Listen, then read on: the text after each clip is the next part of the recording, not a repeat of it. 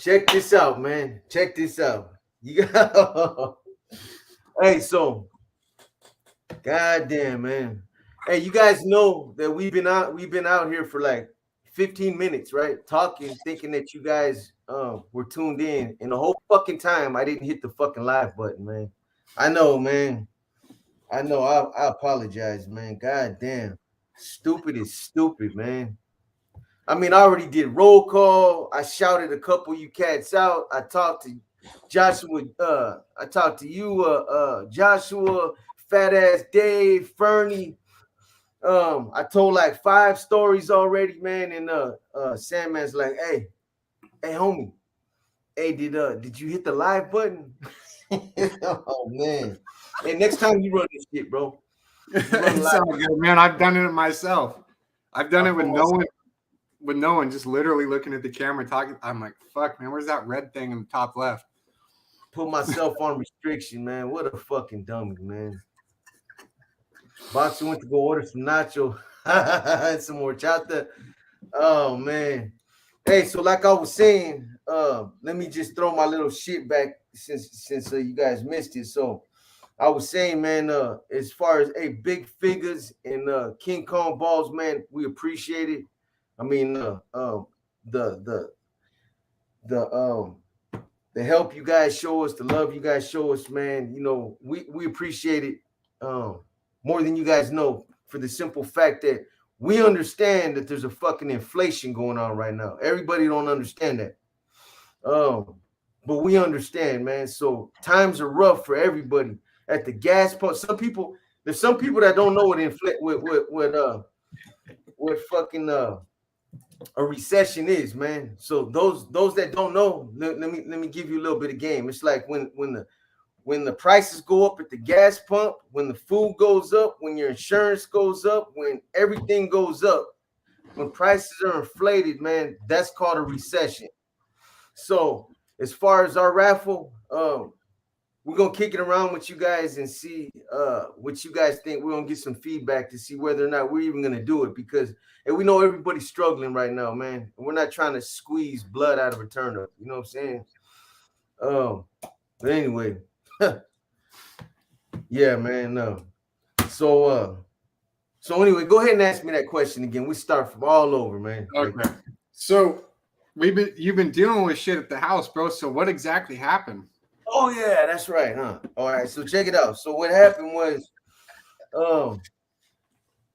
so in my kitchen, right, the fucking wall was warm to the touch, bro. It was like one day we was tripping. We was like, what the fuck? This wall is fucking hot, right? So thinking it's probably an electrical issue, because there's a socket, there's an outlet right there. Thinking, man, it's probably an electrical issue, right? Mm-hmm. But why would it be heating up like this? Even if something grounded out, it just blow the fucking power out, right? It wouldn't be warm like that. So a week passes, 2 weeks pass. We call a fucking plumber. This motherfucker comes out, got his little fucking machine. He's like, oh man, I ain't detecting no water. There ain't no moisture. You know what I'm saying? Look, whoa, right? Fuck. No, he didn't freeze just now, did he?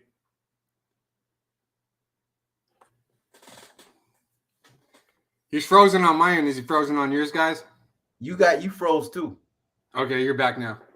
Yeah, you froze too. Hey, so I got bad weather coming through right now, so that could be it. Hey, so another week or two go by, right? Another week or two goes by, and the wall's still fucking hot, bro. And eventually I open up the cabinets, and opening up the cabinets where the dishes are, it smells musty in there, like fucking mildew, bro. So I'm like, man, there's condensation in this motherfucker. There's something else going on in the wall. I'm thinking right on the other side of the wall though is my washer and dryer, right? So I'm thinking maybe it's got something to do with the fucking washer and dryer. But anyway, I tell my girl, man, I'm like, hey, you know what? The wall, it's warm to the touch. There's something going on in the fucking wall. The best way to do it is to just go in, get a visual on it, and that's the best way to figure it out, right? So when I get my little fucking sheet cutting knife, right? My sheetrock cutter, and bro, I go in and I just barely touch it, and it sinks in like fucking butter, bro. Anyway, I open it up, start sawing, and the fucking sheetrock just falls in, just starts falling apart. It's fucking the whole inside of the wall was full of hot water, bro. There's a busted fucking line that's been like that for probably like 3.5 weeks, man. Um, Literally, if you look down in the fucking hole, it's just fucking hot water, bro. So, um, turn the water off, man, and you know, when you own a house, man, motherfucking insurance, you call insurance and all that shit, and all kind of motherfucking people getting involved. Anyway, the long story short, them motherfuckers got to replace the whole fucking kitchen, bro. You know what I'm saying? Cabinets, countertops, everything in there. I mean, it was saturated, bro. It was wet. They had like they're still in there right now. The fucking kitchens, it's got tarp in there. Half of it's taped off, but they got fans and what do you call those humidifiers and those air condit Wait, humidifiers or dehumidifiers where it sucks they got both. They got both. Oh, yeah, they got both, bro. Confusing? Huh? Wouldn't that confuse the walls? Throwing both in? I have no idea, bro. But they had both of those in there, and they had like 7 big industrial size fans, bro. But yeah, man, that's the reason for that slowed me down as far as getting content out, man. So, you know, we're back. We'll be going hard. You know, starting right now. You know, pretty much. Yeah. This guy took one on the chin for the team, and is I'll let him tell you, man. But he's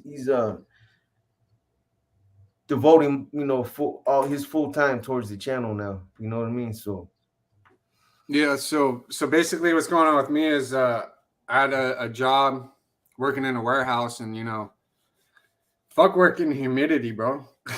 Like walking in that motherfucker. Nah, I'd rather sit at home and do videos, you know. What's up, Steel 831? Hey, real quick on your question, Steel 831. Yeah, man.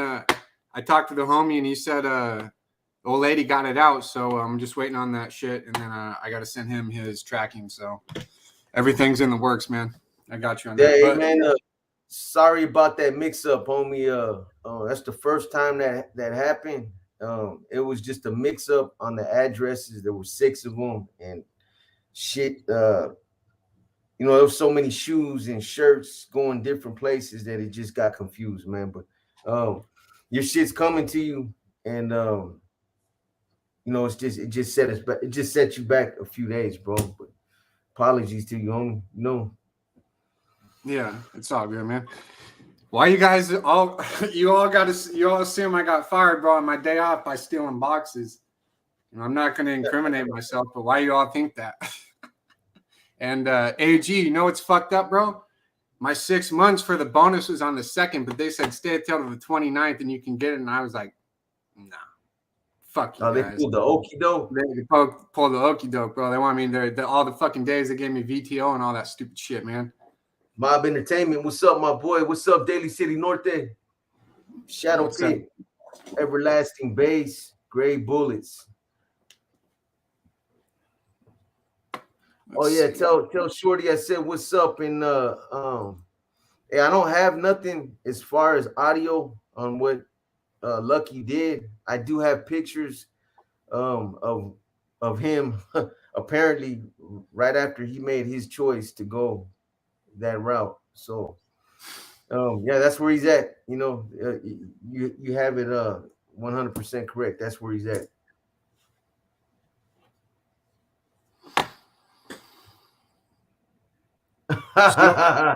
Hey, you a fool, boy. Of course I do, man. Boy, you don't want to see my motherfucking closet, man. You know what it is, bro, is if I like something, bro, I'll buy like 15 of the same thing, bro. Whether it's a pair of shoes, whether it's a shirt, I'm compulsive like that. But man, don't think I got like 3 shirts in my motherfucking closet, boy. Well, everyone's thinking like, where the fuck do all those Jordans come from? And now I don't have a job, so yeah. Hey, but you can go ahead and buy me a shirt, sucker free, if you want, man. I'll take a shirt, boy. Philip Hernandez, brother. I watched the first game and the Kings look good, but we'll see what Edmonton has in store. I'm not really faithful in Edmonton. Mission Finance, I know that, homie. I'm not taking it like that, bro. I know you just bullshit. What's up, Philip? What's up, Daly City Norte? Hey, so Lucky 323. Yeah, man, we're to build a clubhouse now, but we are talking about doing that clubhouse still, right? hell yeah. Yeah, we just gotta fucking get on it. Hey, you probably posted this earlier, man, but I'm just gonna show them anyway, man. Okay. Damn, man, Jonathan Quick don't got it that night. Everlasting Base, I got something, but I got to drive somewhere in about an hour and a half, so I can't drink with you, man. Fuck that, go, man. But I got a couple questions about the Q&A in a minute. Yeah, one second, bro. I got you, man. Let's see. Abs all the way. See, I kind of am Sparky. I kind of secretly am rooting for the Abs because I like McKinnon and then Maker. That dude's badass. The Joshua. Bro, I've been working fucking 2 jobs for the past 6 months. Hey, so you guys probably posted this already, like I said, but homeboy's shoes got here today with his shirt. Booyah! So it's in the mail, man. Your shirt and your 9.5, your pair of 9.5 Jordans, homie. Manuel Ramirez. Congrats again, man, for winning that raffle, bro. Hell yeah, I'm ready for that Canelo fight. Everlasting Base. Wait, are you gonna be watching the Canelo fight? Or are you gonna be watching the Oliveira Gaethje fight? Both at the same time. One on the phone, one on the. Who you got though, Gaethje or Oliveira? I mean, obviously Canelo's gonna win. Who's gonna win? Canelo is obviously gonna win, in my opinion. So who you got for Gaethje, Oliveira, and then Ferguson and Chandler? Man, I like Gaethje, man. That's a tough white boy right there, man. That motherfucker, man. I've been following him since he was a kid when he first started. That dude's a hawk, man. I think he might win. I seen him lose the last time he fought. He lost, man. But it was a hell of a fight. Who did he fucking lose against? He lost to Habib, bro. That's it. Habib. That's who he lost. Yeah, that's who he lost to, and then he whipped Ferguson's ass, and he fucking. Gaethje's really half Mexican. Didn't know that, bro. What's up, Artie? What's cracking, homie? Oh shit! Let me see what Rask was saying. Oh, dude, he's been going all day, bro. He texts me. He's like, "You're a dick. You changed the thing." I'm like, "Bro, I didn't change. I didn't change anything." Change what? Oh, he thought I changed the time. He was fucking with me around. He's like, "Bro, you're a dick." And I'm like, "What'd I do?" And he's like, "You changed the time from 6 to 6:45." I'm like, "No, bro. What it meant was 6 or 7." So we picked 6:45 like usual, So he thought it was 2 different time zones. And he was on my helmet. I was cracking up. I'm like, nah, man, it's not like that. What's up, Big Droops? Eastside Song. What's up, Chase Life 215? AG, man. Shout out to AG, man. The hell was that? Let me just make sure. Hey, so I'm gonna mention a couple things right now. There you go, Mr. Ramirez. I just sent you tracking info, so everything's in order. Yes, sir. Yo. Yeah, Oliveira's got more ways to win, man. But I like Justin Gaethje, but I'm not counting Oliveira out because that dude's on 12-fight win streak, and he's beating the who of the who. Hey, homie, good looking out, my boy. For sending that, bro. I got that, man. It's much appreciated, man. Big Droop. Uh, hey, so there's a couple things I want to mention real quick, man. I think it's been long enough, man. So one, as you guys can see, we've been working on. We've been putting out some new calls from some of these guys that are locked up right now. The only ones we have posted are from this guy, Red Rum, And uh, powder. Powder too. and Powder. Um, this guy Red Rum. It's the same one that cut that rap live for you guys. But look, man, he's got some good info.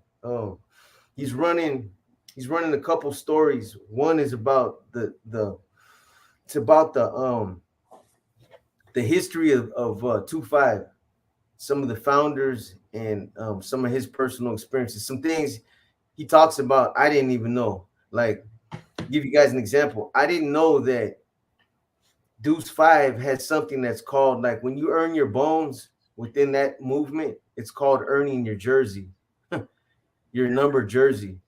And then you earn your numbers. I had no idea, man. Just little things like that. But he talks about some of the founders. I think Jaime Carranza and Chemo and some other dudes. Real quick, do you know who the founders are? Did you ever I come don't, across them? nah, I don't know them dudes personally. Nah, none of them. He mentioned them, and they're nobody that I ever ran into. Jaime Carranza, some cat named Chemo, and some other cats. Chunky is another dude that he mentions. And I read his book. It's this book right here. It's about a cat that was the Mexican mafia was recruiting. They had him running around out there on the streets, taxing people, and he flipped. Apparently, a lot of these guys like that whenever they go out, man, they end up with so much animosity towards the Mexican mafia that they end up hooking up with Deuce 5.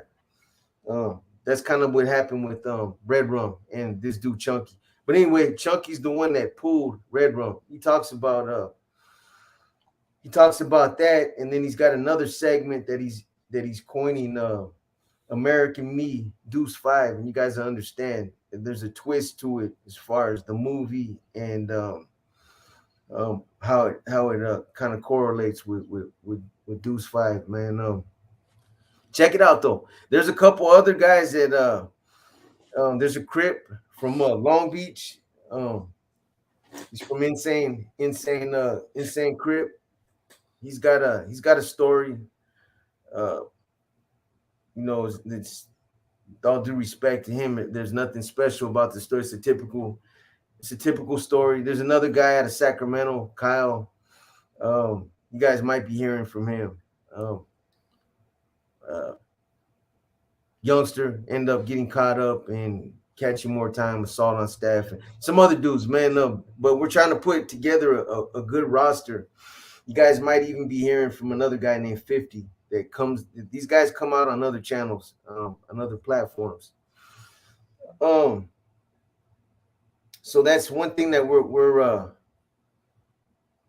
starting to push now on this channel. Thank you, Shadow Pit. We appreciate it, man. Thank you, Shadow. Check those calls out, man. Check them out. There's some good shit on there that he talks about. You know what I mean? I ain't been hyping him up as far as the the shoe baby raps and stuff like that. I just spit the stories, homie. You know what I mean? I told him with a couple of you guys, it said like, man, hey man, I think they like your song, but they said don't quit your day job, homie. So, yeah, man. Hey, that's right, Big Figures, man. I appreciate you, man, and I know that, homie. You stay true to it, man. We appreciate that, bro. Thank you, Shadow, again, man. The other thing I want to tell you guys is, look, man. You're gonna hear this from me again, but look, I've been on YouTube for almost 5 years now. A lot of you guys know that I started out with Loaded News Media. Shadow Pit, man, good looking out, my boy. Hey, just so you guys know, we'll be talking about the raffle. So if you guys want this stuff, this fatty right here to go towards the raffle, um, it's not too late to say something. It's up to you, man. I'm just letting you guys know. But anyway, so I started out with Loaded News Media. I started doing a podcast with two former Mexican Mafia associates, and they we all branched off in different. We were moving in different directions. They moved off and started doing their own thing. I branched off, created this channel right here. Since I've been doing this, I put out a lot of content, man. There's been a lot of content that a lot of it's from mainstream media about stuff that you guys hear about. A lot of it's my personal experiences. My life's an open book. A lot of you have read my book, and this will actually save me from saying this in this video, this upcoming video. But even for those of you that have read my book, what you guys need to understand is this: when I wrote my book, I was still under indictment in the Santa Clara County Jail. I was still looking at 185 to life. And my mindset at that time was like this, man. If I go all in and if I just lay it all out there and put all my dirt out there, everything that I've done, there was no doubt in my mind that law enforcement was gonna scrutinize my book because I was mailing out my manuscript. So it's tamed down. My book is tamed down. There's a lot of shit that I don't talk about. Because I was still in that situation. The way I was thinking was if I put it all out there, these motherfuckers might be like, you know what? This motherfucker, he caused a lot of damage. We can't let this motherfucker go, man. You know what I'm saying? This dude needs to be punished. And maybe I should have been, man. Maybe a lot of us we should have been. But for people that know me, people that have ran with me out there on the streets, people that have done time with me, you know that there's a lot more to my story than what I put in my book. I mean, I talk about literally like 3 fist fights, maybe a two or three stabbings I put in there because I knew that they knew I wasn't no choir boy either. So, but my point is this, man.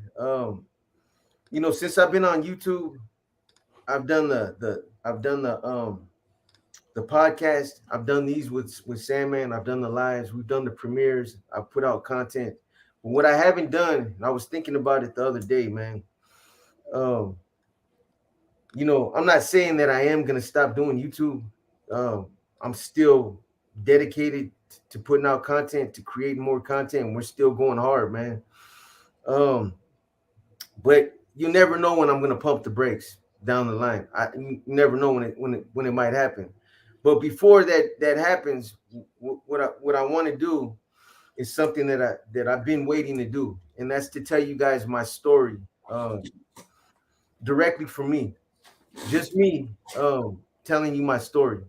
So I'm gonna start putting out I'm gonna start putting my story out from the time I was a youngster all the way up until when I went to prison and got involved in that lifestyle to when I became an NR member, to all the shit that I done throughout my so-called career, to the time I became an NF member, and then everything that happened after that. And thing I want to say is this too, man. I don't talk about a lot of shit that I done, like how many necks I stepped on, how many people I stabbed, and how many people I beat up, or because if I was looking for views, I'd probably be doing that. You know what I mean? But that's not my thing, man.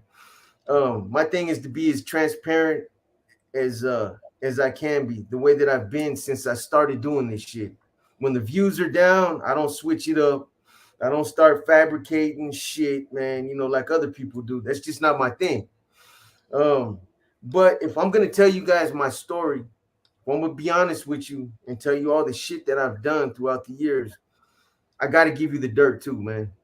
I have to give you the dirt. So there's gonna be things I'm gonna talk about that I've done, whether it was stabbings, just all the shit that I've been through. But I'm not doing it to glorify that lifestyle. I think there's an important message in there every step along the way. From the time I was a kid, I didn't grow up I didn't grow up as a regular kid. Regular kids don't get strung out at the age of 12. Regular kids aren't out there on the street taking care of their mother while she's strung out. While after our pad got raided and my stepfather was back in Quentin on a violation. There's a lot of shit I don't tell you. I got arrested, not technically arrested, but I was arrested the first time at the age of 4 years old. I'm gonna tell you guys all these stories, man. Uh, it was because something my uncle did, but I was with him. You know what I'm saying? It's crazy, man. And I'm gonna get into how some of the my beliefs as an individual, as a man, how they were instilled in me as a youngster. I know we all got our parents all have different kind of skills, parenting skills and shit, but in thinking back, like how certain things were instilled in me through my parents, you'll understand the reason why I'm telling you as I go through my story and how it would later affect me years later down the line when I got into this big mess, man. So I'm gonna start putting those videos out. I'm gonna start running them this week sometime, maybe next week. Um, Tell you guys everything, what I mean, from beginning to end. I'm not gonna leave nothing out. And that's what I'm gonna do. Other people have put their stories out there. I'm sitting back like, you know what, man, I need to run that shit. YouTube is it's a good thing. We're still interested in putting out more content. We're still going hard, man. So I'm not saying I'm gonna stop anytime soon. That's not what I'm saying. I know somebody asked me earlier, like, what, you put something in the community talking about, you're gonna pump the brakes. Nah, man, that's not all I was saying. What I was saying is I need to put this out there before that ends up happening. So I just want to put that out there, man. So you guys will see that new segment. I think I released the thumbnail inside the community earlier, man. So I'll start running that shit this week. Anyway, would you had some questions, Sandman, about the Q&A? Yeah, first one was about recruitment. So for you personally, how would it have been? Like, what type of individuals did you approach? Like what were you looking for, personality wise, ambitious wise? Their profile makeup and all that shit. As an NR member or as an NF member? NF. NF. Um, I didn't recruit that many people because you got to understand, man. Hey, by the way, too, Greg, tell Shorty I send my love and respects to him. That's my motherfucking boy right there, man. I got nothing but love for him. Tell him I send mine. You got to understand that it's a little different. Well, you're still accountable for NR members too, man. But when you recruit somebody, when you pull them in, you're responsible for that individual. You know what I mean? Any NF member can make a recommendation to recruit somebody into the organization. That's written in the Bible. It's written in the NF Constitution. But me myself personally, man, there's only been a few that I recruited, and it was because some of the times that I recruited was because I was just breaking ground in a new county, and I was just starting a regiment. But the ones that I really pursued, man, I would look for qualities like leadership qualities, somebody that was striving, somebody was always asking questions, man, about getting educated. They wanted enlightenment. That's somebody that's hungry, man. You know what I mean? Somebody that understands and respects authority, because in this lifestyle, in that game, um, you got to understand there's always going to be somebody above you, and you can't be the type of individual. I know there's a lot of people that claim that they buck the system or that they push back, and that's bullshit, man. You know what I mean? If you were an NF member, you were an NR member, or if you were somebody that functioned within the organization, whether it was on the streets or in prison, your motherfucking ass got in line. You did what you were supposed to do, and you did what you were told to do. So anybody that puts it out there that they were pushing back and that they fucking was always questioning, man, that's some bullshit. You know what I'm saying? Bottom line is there's always gonna be leaders, man, that you're gonna have to take direction from. So I would look for somebody that that understood that concept, man. That order concept, that somebody that had qualities too, somebody that wasn't they weren't scared to speak their mind, not pushing back, but somebody, in the late 80s, early 90s, the thing that was different about the Norteño collective back then is we pushed the homies. We constantly pushed them to use their voices, man. You know what I mean? If you have an idea, bring it to the fucking table. Speak, man. Speak. We can all make this a better collective. We can all make it stronger. Everybody has ideas. You know what I mean? Don't let nobody else stop you from speaking, because they're too heavy-handed, or whatever the case. But the difference was we were always pushing people to have ideas. So somebody that was always trying to somebody that had ambition, like you said, somebody um that had the mentality of trying to make things better, and that could bring something positive for the organization, because it's not about what the organization could do for you, it's what you could do for the organization. You know what I mean? I wasn't one of those type of C's that would recruit somebody just because he was a fucking connection and he had 100 fucking pounds in his garage, or because he had $180,000. I knew, dude was balling. He had money tucked away somewhere. There's a lot of NF members that do that. They'll recruit somebody like that because they can benefit the organization, but once you use them all up, they're worthless. It's like, this dude's not fucking NF material. You know what I mean? So I would look for somebody like that, man. Somebody that's striving, somebody that's that's always trying to get better educated. Somebody that takes their indoctrination serious. Somebody that if you give them a directive, they just like, hey, how high you want me to jump and when you want me to go? You know what I'm saying? Those kind of dudes, man. You know, cats that have issues, that are fucking that got fucking, they're knuckleheads, or they have egos, or those motherfuckers are gonna get weeded out and get hit in the long run anyway. They'll weed themselves out. So I wouldn't even fuck with somebody like that. You know what I mean? Um, but I was real selective, man. I was real selective, because when you recruit an NF member, you're responsible for that dude. And if he ends up it goes all bad, and that's somebody that's out there, you're gonna be the one that's you're gonna have to lay that dude down, man. You know what I mean? So those were the kind of individuals I would look for. Um, guys that had those qualities that fit the NF mold, man. A lot of them were functioning within the NR for, it didn't even matter. There wasn't a time frame. Some of them maybe 2 years, some maybe 10. But during that time, they developed those kind of qualities that the NF was looking for, and once they developed, um, and we could tap into them, those are the ones I would go after. Okay. And then was that the same with the NR, or was that a little different? It was a little different, man, because the NR is a different kind of commitment. I still took it serious. It was a commitment that came with a lot of options.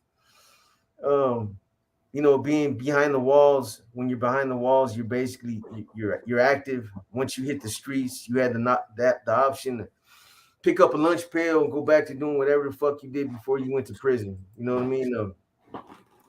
Um, but I still look for some of the same qualities, man. Somebody that was striving, somebody that was always looking to better their education. Pretty much the same kind of qualities, man. With the NR, we really had to be careful, man, back in those days, because there was a lot of individuals that wanted to get recruited for the wrong reasons, man. A lot of them, whether it was for protection, they wanted the title, they wanted, they just wanted the status that, because once you become an NR member, you automatically step up a level up over the non-structured, non-affiliated Norteños, just the regular street gang Norteños, right? So once you become an NR member, you automatically have authority over all those cats. You know what I mean? So a lot of them, they just wanted that authority. They wanted that title. Or because they had a brother that was hooked up. They had a cousin that was hooked up. Or they just wanted that fame. They wanted to claim the fame. You know what I mean? um, those are all the wrong. Those were guys that we try to weed out. That's the whole purpose for the probationary period, is to try to weed those individuals out, to see those characteristics, those traits that the bad ones that we didn't want. You know what I mean? Or that this individual, he's not gonna make the cut, man. You know what I mean? He's gonna end up sabotaging himself because he got a bad attitude, or fucking his ego is gonna fuck him up, or you know. Were you during the probation period? Were you stressed out, like they might not take you, or did you pretty much know? Nah, man, and I'm not saying it because it's like I just knew that I was gonna get recruited, you know what I'm saying? But nah, I when I hit Quinn in 89, how did I change this motherfucker, man? I gotta go find this No, exact. just find the comment, hit the plus sign, and then hit it again. Yeah, find the comment. That's the thing. No, any comment. You Oh, can throw a different one up, and then hit the same comment again. Um, Philip Hernandez is asking, deep down inside, it was going. Did you know it was going to turn all bad on yourself? Once you found out it was all about money. I'll answer that after I answer that first question. So, Okay.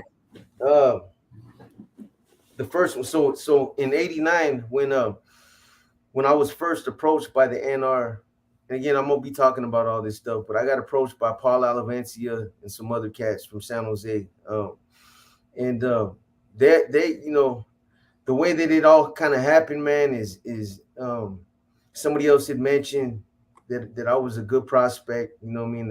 And they'd already got at me in the county jail. So anyway, when Puerto Rican Puppet approached me about it, you know what I mean? I already knew what to look for. The homie laced me up in the county jail. Hey, bro, when you touch down, when you hit Quentin, the NR is gonna get at you. And I had a real generic understanding of what the NR was when I was 18 years old before I hit prison. I didn't know what the fuck the NR was, what they were about, right? But anyway, he basically laced me up, told me what to look for. So when I got there, I already knew. I identified who the NR was out there on the group yard, bro, just by how they looked and how they carried themselves out there. But anyway, Damn. uh, after going through the little song and dance, man, what have you heard about the NR? Are you willing to? How you feel about stabbing somebody? You willing to give up your release date? Sacrifice your release date if you had to? Answering all those questions the way I knew they needed to be answered. That's when I was put on the 90-day probationary period. And I mean, the way I looked at it, man, is I was the only one that could uh, fuck that off was me. You know what I mean? If that's what I was really striving for, um, I was the only one that could fuck that off because my drive or my commitment to the NR was real. I believed in the in the North Annual movement, even though I didn't really know that much about that side of it in prison and the politics on the streets. I was down for my people, man. You know what I mean? So the way I looked at it was I was the only one that could sabotage me getting recruited. Me knowing that I was real about it and I was willing to do whatever they asked me to do. If they would ask me to, hey, cut that fucking dude's head off and go stab this dude, I would have went and did it, bro. You know what I mean? Like a puppet. Um, so no, I wasn't really worried about it, man. I kind of knew that I was gonna get recruited. And again, I'm not saying that with ego. It's just like that 90 days. They ran that 90 days, and while that 90 days is running, for those of you that don't know, when you're on probation, you're functioning as if you are an actual NR member. It's just your commitment isn't sanctioned, or your status isn't sanctioned. But you could be asked to do anything and everything that an NR member does within that movement, holding a pedazo, or keeping security on somebody, being involved in a removal, securing paperwork, whatever it is, man. You could be asked to do that within those 90 days. Now, if, you're asked to hit somebody, and you start asking questions like, man, damn, man, I got like I only got like 90 days left, homie. You know me? Can you find somebody else? Or you like, hey, do I have to stab him, bro? Can I bomb on him? Can I sock him up? Right? You start asking those questions, you're out of there, bro. You know what I mean? Uh, you're gonna be out of there, man. Um, yeah, I wasn't worried about it, bro. I knew pretty much that I was gonna make the cut because I knew where my heart was at. What was that other question? Uh, deep down inside, did you know it was going to turn all bad after you found out it was all about money? Um, no, honestly, I didn't, man. This is another thing I mentioned in my book when I in that chapter where I talk about the red on red. I started seeing things change within the movement probably around 94. And I seen things for what they were, man. I seen a lot of things that discouraged a lot of other people, and it discouraged them to walk away. However, I seen those things and I just was like, you know what? I'm just gonna keep pushing, man. I'm gonna keep doing it. It's not affecting me. It's foul. It's wrong. I see the clear picture now. I see how shit works, but what am I gonna do? I can't drop out. You know what I mean? I'm not gonna walk away. I didn't want to be looked at like that. So I'm like, hey, it doesn't affect me. I'm gonna keep doing what I've been doing, and that's all I can do, man. So I didn't know or think like, man, my time is up. I mean, I always knew I was expendable, but I didn't look at it like, man, it's gonna be rap for me down the line because this is what it's really all about, and I'm on borrowed time, nothing like that, you know. And then he's also asking, did you do time with Ronnie Yandel, Renegade? Nah, nah, I never ran into Renegade, man. I did time with this boy, like I said, Danny T or Danny T, Danny Troxel, and all. He's like one of the only ones that I haven't ran into, man. I ran into Kurt Turflinger, was in the same pod with him, youngster, John Stinson, Danny Troxel, uh, all those other guys, man, their leadership. But he was one that I never ran into, Renegade. What about Travis Burhot? He's newer, so yeah. Nah, I don't even recognize his name. Yeah, he got made because he had connections. He's one of those dudes. He just dropped out too with There you go. Popeye. Yep. That's what happens when you get made because somebody else in your family's hooked up. That lifestyle is not for everybody, man. You know what I mean? I got you. Rudy in the Silhouettes is asking, did you get more schooling as an NR member or an NF member?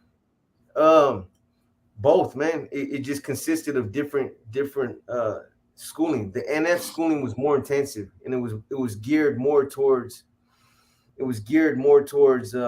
leadership, developing leadership qualities, and developing like better business acumen, and how to establish legitimate businesses, and psychology, and revolutionary inspired books, Middle Eastern philosophy. It was all that kind of stuff. And then the NF Constitution, and the weaponry, and a lot of other stuff, man, along the lines of psychology, how to identify somebody's tics, eye contact, body language. You know what I mean? Books on that kind of stuff right there. I stopped reading. I believe I answered that question in this Q&A. I stopped reading novels. I started reading novels in because there was like a brief time in the early 90s when I did a couple parole violations going through Pelican Bay, and I didn't have a TV. Where it took like 90 days to get a TV. I was too short. So I started reading novels. Dean Koontz, uh, Stephen King, books like Steven. that. Stephen. I always say Stephen. Fuck Stephen. No, but I was reading those kind of books, man, but I wasn't really getting nothing out of it, but just entertainment. And then I started reading, I started sticking to books where I would get something out of, man. The NR schooling, I mean, goddamn, man, it was This shit's fucking drying me out, man. It was uh it was the same shit with just different faces. The bonds, the format, weaponry, street training. Bonds, format, weaponry, street training. 7 phases. Body sign language, fucking Nawa. Bonds, format, you know what I'm saying? Same shit, just different faces over the years, man. Uh memorize the bonds, memorize the format, how to establish a main line, and but it was all the same stuff. The NF stuff was a lot more. It was like I said, it was a lot more intensive, and it's a never ending process though. Training, your indoctrination, it never stops. You know, it's not like you get to a certain point and you're gamed up, you're laced up, and that's it. Nah, man, you'll continue to become educated all the way up until you take your last breath, because we're constantly evolving. You know, the NF and the NR schooling, and some of the concepts and some of the things that they're implementing, they're constantly changing with the times, whether it's the laws or um, how the organization's philosophy, the idea, how they move. Some of that stuff changes with the times, man. So it's constantly evolving, constantly evolving. And good looking out, Palmetto. Who's that? Somebody else up here, man. Rob, Stone Sailor, bro. Jump on with me tomorrow, bro. I'm doing a live. Hey, Red Mexican, good looking out, man. Thank you, Farmello. Appreciate you, man. Shadow Pit, thank you. Or We're Rob, gonna. you could jump on the last little bit, man, after we cover a few things, man. Who's that? The Sailor? Yeah, Stone Sailor. I gotta get him back on. Let's see here. Where the Mark 9400 is asking if you had to put a number on it percentage wise. What's the percentage of NF members you were impressed by, and what percentage did you feel weren't on your level, or so to speak? You know. I never looked at them as like they weren't on my level. You know, if anything, I always looked up to um a lot of the older NF members. But I never looked at like somebody's like, yeah, he ain't on my level, man. You know what I'm saying? That's just not my way of thinking. The percentage, though, be honest with you, man, is low. It's really low, man. I'm just gonna keep it 100, man. There was at least when I was active, there was a small group of NF members that actually lived um, by that creed, man, by the laws that really function the way that they were supposed to function, or operated the way they were supposed to operate. A lot of them, um, there's just things that I seen about them, man, that I just make mental notes to myself, like, damn, you know what I'm saying? But yeah, man, it was a small percentage. I'd say if I was gonna put it in numbers, man, fuck, bro, under 20%. Damn, that's That's nuts, man. What's up, Valeria? Hey, so when you were in Pelican Bay, bro, like on days where once you finish your routine, you weren't reading shit, you ever get like fucking antsy and be like, man, I want to get loaded in here? nah, You man. never got that? Nah, be honest with you, bro. Uh, be honest with you, man. Up there in Pelican Bay, man. When I was up there doing my time, bro, and I was straight programmed. I had my routine.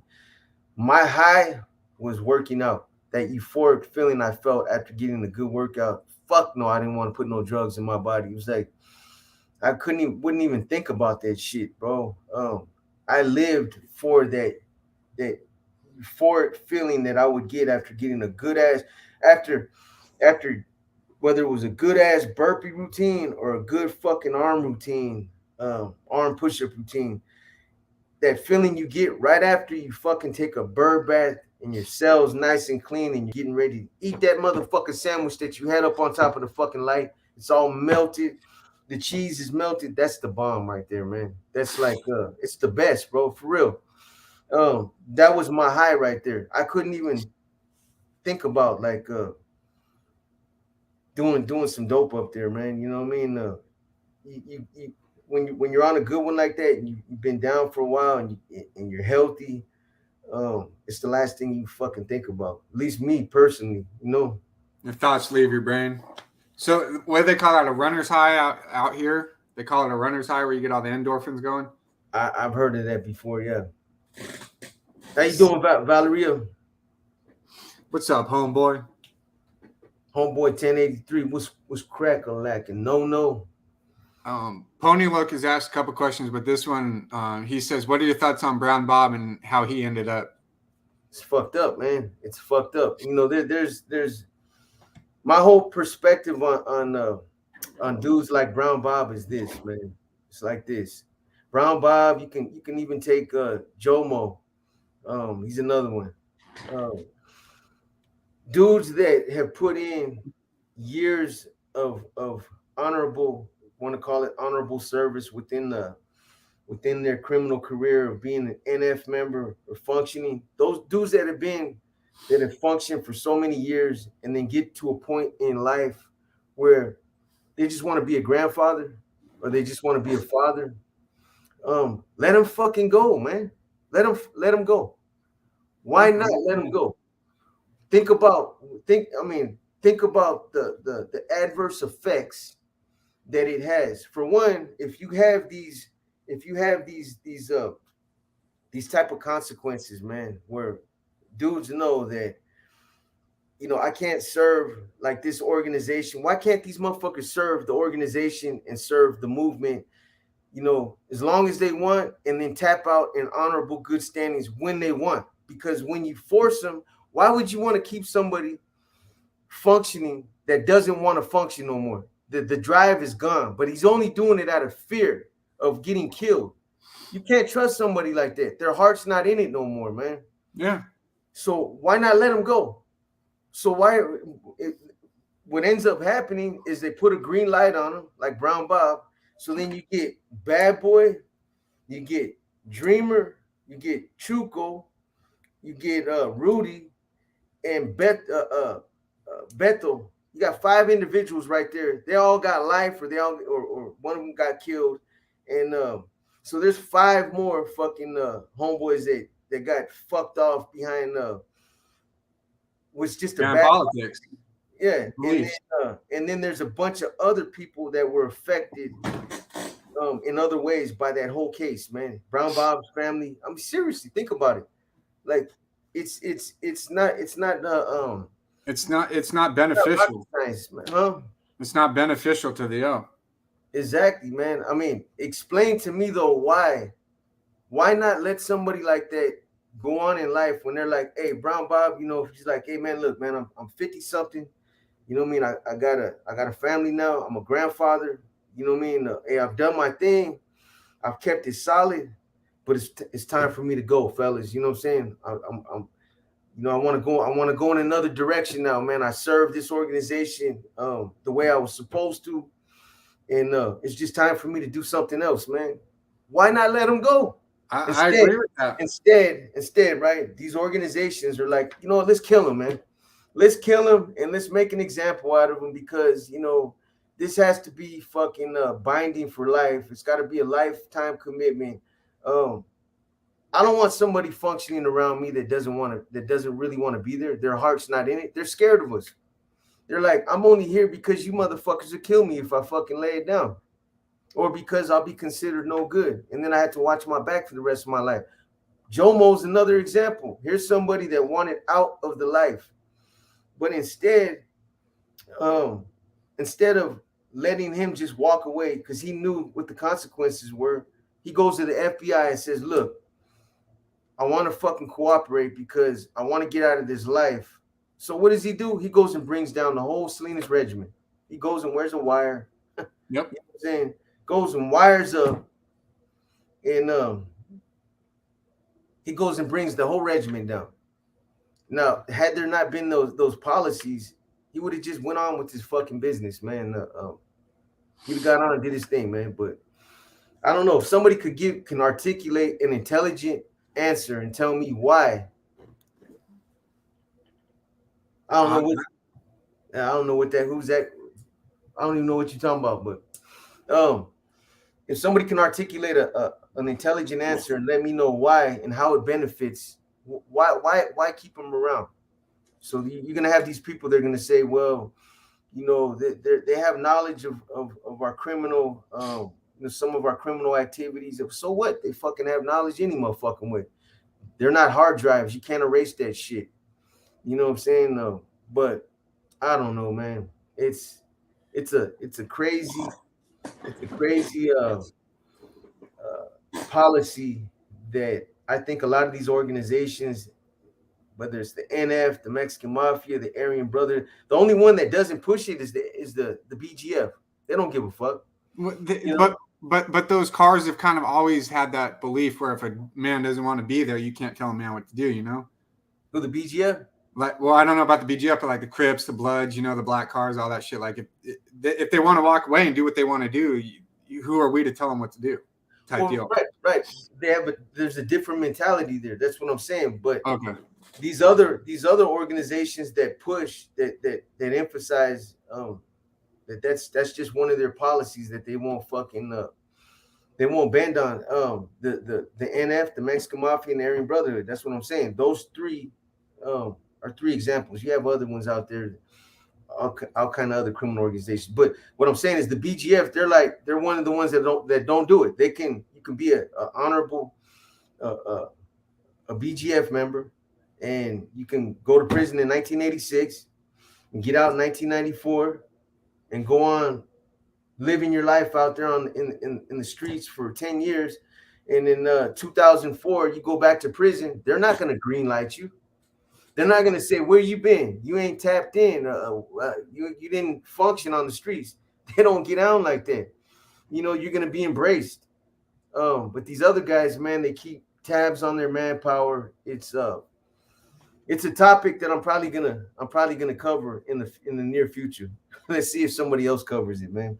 But yeah, it's a good topic, man, because it creates a lot of fucking chaos, man. Like why? It's probably be a good conversation to have with Joshua. You know what I mean? yeah. Joshua has a good, solid perspective, and he's intelligent, man. Yeah, don't fucking let that get to your head, boy. Yeah, but it's weird because like I've heard of a couple people walking away from the brand. They got Dreamer. Thank you, man. With the brand, bro, they got their walkway and they're still in their hoods and they still know where they're at and they still talk to cats in leadership. So it's like is it a selective thing with them or is it like? Yeah, that's who you. But if they go, I didn't mean to cut you off. But if they go back to prison, they'll be considered no good. They'll have to go to SNY. Mm-hmm. But as long as they stay in the street, they don't bother them. Yeah, makes sense to me. Yeah, that's just that's bending the rules, man. You know what I mean? Yeah, it's crazy. Yeah, Joshua, anytime, man. Anytime you wanna, even if you wanna tap in, man. He's the general, motherfucking general. You heard out here first. That's right. Bwah. Yeah, man, but I know you can relate to that, homie. You know what I'm saying? Because even if you're talking about NR members, when they were trying to make it mandatory for them guys to function on that level, it's like this is a topic that I've kicked around in my head a lot. Like, why the fuck? It doesn't take an intelligent dude to figure this out. Like, think about the negative effects, the pros and cons of this, man. And then ask yourself why. What are the downfalls of letting somebody go? Or opposed to killing them or making them function under the threat of violence. Well, the NR kind of lets them do that on the streets. They can choose, but if they come back, they got to function. So why couldn't that policy be taken under with the NF? Yeah. Let's see, Tonton Boxer has the NF ever made exceptions for Christianity reasons like the MA has allowed in the past? Maybe on a, I'm sure there's probably been exceptions, far and few, and I just say that, bro. A lot of homies have always looked at Christianity as it's just a, and it's not. This is not me talking. I mean, I kind of used to look at it like this too, but a lot of other homies, the way that they used to look at it is Christian. Like, come on, motherfucker! All of a sudden, you want to get religious and you want to see God now. That you come to prison and you're up against some fucking adversity when you weren't seeing God on the streets. You know what I'm saying? So now all of a sudden you want to get religious. Nah, man, it don't work like that. You know what I mean? My views have changed on it over the years. Now, if they find God and they want to walk with God and they're real about it and they get out and they continue to push that kind of lifestyle, then hey, if it's real, more power to them. Whatever works for them, man. But a lot of people look at it as just an excuse. A lot of people to not participate, to use it as a shield. You know, so I don't know. I appreciate that, Wolf. It was a short one, I know, man, but the next one will be longer. I'm working on it already. Go ahead, Sandman. These Philip Hernandez is asking, when you were on the lease, did he know that he had to get out of the area? I'm guessing the Bay Area for his family and wanted the best for the rest of his life, even though he got into it recently. Doesn't it make him want to just move and not have to worry about anything? You've been there, done that. Time to live without looking over your shoulder and your best life. Well, who is that he's talking about? He's saying basically when you knew you were on the lease, the right no good, and you got out of the county jail and you were living in the Bay Area, did you know you had to eventually move? Nah. I mean, I've talked about this before, man. The way I looked at it, yeah, exactly, Renee Q. Exactly, it's a control thing, but it has more adverse effects than it does positive effects. They're stupid, man. All about the money, yeah. As far as that, I've talked about this before, and again, I'm not trying to beat my chest and act tough, man, but prior to being in the situation that I was, making decisions, making some of the tough choices that I had to make, there was two things that I had to come to terms with. And the way I looked at it at the time, if I wasn't willing to come to terms with those two things, then I was just gonna fucking deal with the situation I was in and hunker down, man. And those two situations were, for one, I wasn't gonna live my life like a recluse, man. I wasn't gonna come back out here and moon to bumfucked Egypt, hiding and being paranoid, looking over like a schizophrenic, man, looking over my shoulder, peeping out my curtains. You know what I mean? Fuck all that. I'm a big believer in fate. If something's gonna happen, it's gonna happen. If it's meant to happen, if I'm meant to die by those hands, then it's gonna happen. Whether it's gonna happen in the Bay Area or it's gonna happen on the other side of the planet, that's just gonna happen. So, that was one of the things that I wasn't gonna uh, I just wasn't gonna allow myself to do. And if I couldn't tell myself, hey, if you can't go back out there and live like that, then don't fucking do it, man. You know what I mean? But that was one of them. The other one, for whatever reason, is not coming to my fucking mind right now because there was let's see. Unknown spectator is saying, "What's up, Box? I have a question. Who is the most stand-up NF member, past or present, that you had the privilege of meeting?" Let me guess. Mikeo. Yeah. Mikeo? Mm-hmm. Yep. Definitely Mikeo. Yo, crazy. What's up, Fresno? Motherfucking Fresno in the house, man. That's right. 559, 559, man. That's right. Have you seen any of your old homies since you've been out? Yeah, I've seen a bunch of them. I've been through my hood, man. I walked right through my hood. walk right through there, bro. And there's a lot of cats that I ran into, and they're like, "Hey, homie, we ain't even got to discuss it, bro. You know, I fucking love I love the shit out of you, bro. I've known you all your life, man. It's like, you know, as far as I'm concerned, man, it's all fucking good. You did what you had to do, bro. Fuck all that. You know what I'm saying? Um, there might be people that might say something different, but if I ever ran into them, they ain't never done nothing but put their hand out when I run into them. You know, yeah, Now, is that because they were ends and they didn't give a shit about politics, or they were fucking man, lifelong friends?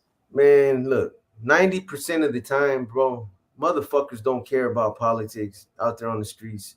Um, you might get some cats that talk that rah shit about, you know, the only time that it seems like a motherfucker wants to get political is when there's 5 or 10 other motherfuckers there with them, right?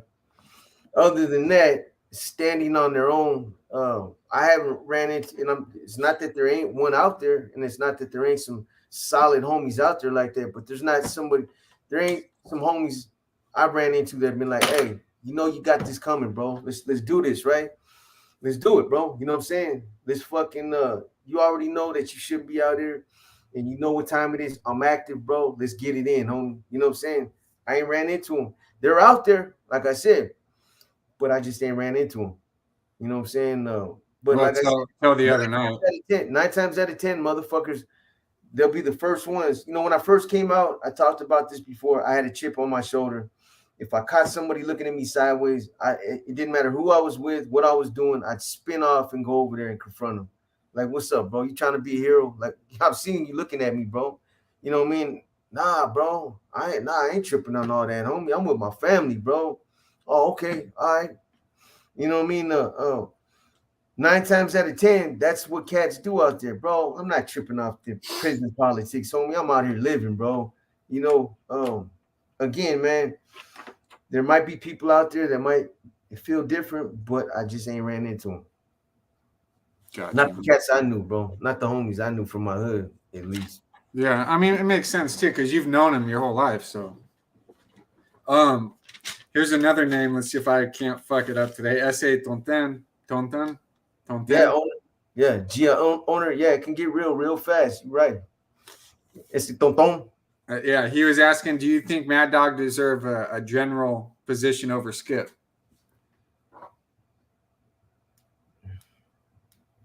Mm, that's a good question, man.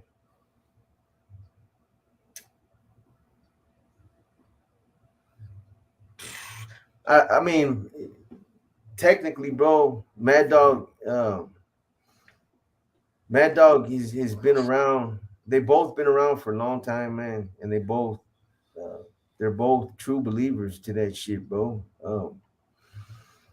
But Mad Dog, I think I had to give him the edge, man. Just that little bit of an edge. Skip has earned his. I mean, he's a true believer, man.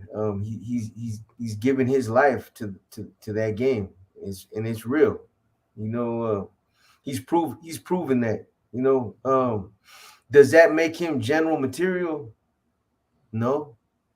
You know, because you kill somebody, because you made that ultimate sacrifice, that doesn't mean you automatically get uh, become a general like Joshua. You know what I'm saying? Um, yeah. But you know, there's a lot more that comes along with getting delegating a position like that, man. And I think when I look at both of their histories, I just think that homeboy edges him just by a nose, bro. You know, Just like knows. Yeah, Spider says he thinks so. So yeah. Mad Dog had a lot of shit going on too. Okay, Josh. Hey, the one thing about Mad Dog too, man, and you know, you might hear a couple cats try to speak on Skip, but it don't go nowhere. You know what I mean? It don't go nowhere. Homeboy, his history speaks for itself. So, um, but when it comes to Mad Dog, you can't find anybody that can say anything about him. There's nothing you can say about that dude, man. Nothing, bro. Um, so Like that's he didn't have the personal issues of taking that dude out, you know, because it was over, you know, personal things and. yeah. Yeah, he's supposed to come on the channel, Luke GTV. Him and 50, man, but we'll see. Big figures, man. Thank you, brother. Appreciate you, Bro. man. You the man, bro. Any of the generals up top? Do you think any of the generals up top are warmongers? Yeah, Skip. Skip likes to fucking go to war, bro. Skip is the one that and I'm not throwing nothing at the Southsiders, man, that are on there, man, because I don't play that shit no more. But when it comes to Skip, he's the kind of motherfucker that there's funk on the yard. If there's like if one of the Southsiders or something happens, Skip's gonna get everybody. Hey, everybody get on the fucking handball court now. Everybody go over there. And Skip's the type of dude that's gonna fucking tell everybody, get your shit. We're fucking taking flight tonight or right now. You know what I mean? And he likes to do that type of shit. He's done it, man. He's done it already. Skip has a reputation for doing that. He got into a situation where, how politics work in prison. A Southsider got into it with the Norteño. They worked it out, but Skip was like, you know what? He was pushing the issue because he wanted to create a war. And what he did was he told one of the more influential Southsiders, I want you to have your homeboy come over here and apologize to my motherfucking homie. Otherwise, it's on and cracking. And nobody's gonna do that. Nobody's gonna do that. He all but guaranteed that war. No Sureño or even no Sureño with any kind of influence is gonna go tell his homie, go over there to that Norteño and apologize to avoid conflict. The motherfucker be like, hey, go suit it up then, homie. Let's do it. You know what I'm saying? But yeah, man, Skip, to answer your question, big figures, Skip is he's the one, bro. Corny has he's another one you want to watch out for. He's quiet, and Corny's the quiet one. But when it comes to that kind of shit, he's the type of motherfucker, bro, that'll show up with two pedazos, and he's for real, bro. He's got a couple murders already in prison, and he's just real laid back and quiet. But when it comes to shit like that, somebody getting disrespected or politics, he pushes that line, bro. He pushes it. What up, Big Goyo? Fucking Skip. Yeah, no, in that book, The Pledge, there was a story in there. Skip fucking led everyone to the gym or whatever. So, what was that about anyway? That was about. It was disrespect, man. One of the Southsiders disrespected Skip. Oh shit! It's like what a lot of people don't know is like when Skip first went to federal prison, he was sent by Corny, Pinky, Tibbs. He was sent in Operation Black Widow to go scout out the federal system. Like, hey, we're getting ready to touch down over there. We need you to go fucking touch down and go do your recon, bro. You know what I'm saying? Let us know what to expect. Because the way that these guys are looking, they don't know, but we're getting ready to go into the federal prison system. We're all fucking major targets. We're at war with the Mexican mafia. So we need to know what we're up against. So they sent Skip in like that, right? He went up in there. It's like one of the first yards he hit. I don't know if it was Oregon or one of them other federal prisons, but when he touched down on that yard, it's like we do our homework on the Southsiders and the Mexican mafia, and we know who their hitters are and who their troublemakers are. They know who ours are as well. And when Skip hit that yard, the Mexican mafia members that were out there were like, they told the homies, hey, your homeboy's not welcome out here. You guys are cool. You guys can stay out here, but Skip can't be out here because of what he's done in the past, right? So the homies went back and told Skip, hey, they're saying that you can't be out here. And he was like, oh, is that right? They're saying I can't be out here on the yard, and they were like, yeah. They said, we're welcome, but you can't be out. Like, all right. And the homie's like, well, what are you gonna do? And Skip was like, well, I know what I'm gonna do. I don't know what you gonna do. And he went and got his shit and kicked it off, bro. But that's how he is, man. He's always been like that. They're asking, was Quete always a righteous member? But he got in trouble, though, There you go, man. Keep it respectful, man.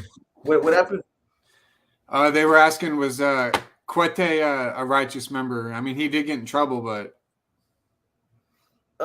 yeah, man. You know what? A lot of people, putting all the politics aside, what happened with Mikey and all the politics. Quete was a fucking hitter, bro, and he still is a hitter. Well, yeah, he just hit Tibbs. Well, yeah, I mean that's one thing that he did because he had to do. But he, before he killed an informant in Susanville, and Quete has always been looked. I know that these media people, man, they have a different way of looking at people. But like when they ran that Maxim magazine did a spill on the Black Widow, the case, right? So they had Skip pegged as the most serio vato in the fucking pinta.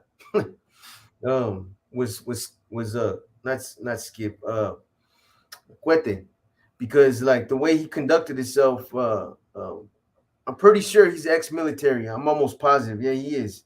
But he had a flat top. He wore his dark shades, his little brocha, and he's chiseled up from fucking hundreds and hundreds of burpees, and that's the persona they used to get. He was just a serious individual. But Quete, yeah, he's not he's I believe that's probably some of what saved him, man, because he should have been fucking done. You know what I mean? Him and Tex, both of them. Texas still around? Tex is still around, yeah. Oh shit, I didn't know that. And the only reason why you don't really hear about Tex in Quete is because when they got stripped, because of everything that happened in Operation Black Widow, they were pretty much banished. I mean, they weren't banished from the NF. They were stripped, demoted all the way down to Cat 1s with the stipulation of they will never hold down a position of authority again. Neither one of them will ever make a Cat 2 or a Cat 3. They're always going to be a Cat 1. So they're pretty much, they're buried. That's why you don't ever hear them. They don't have nothing to do with the streets, nothing. Damn. It's hell of punishment, but the most comical member that was with the biz. Joshua. The most comical.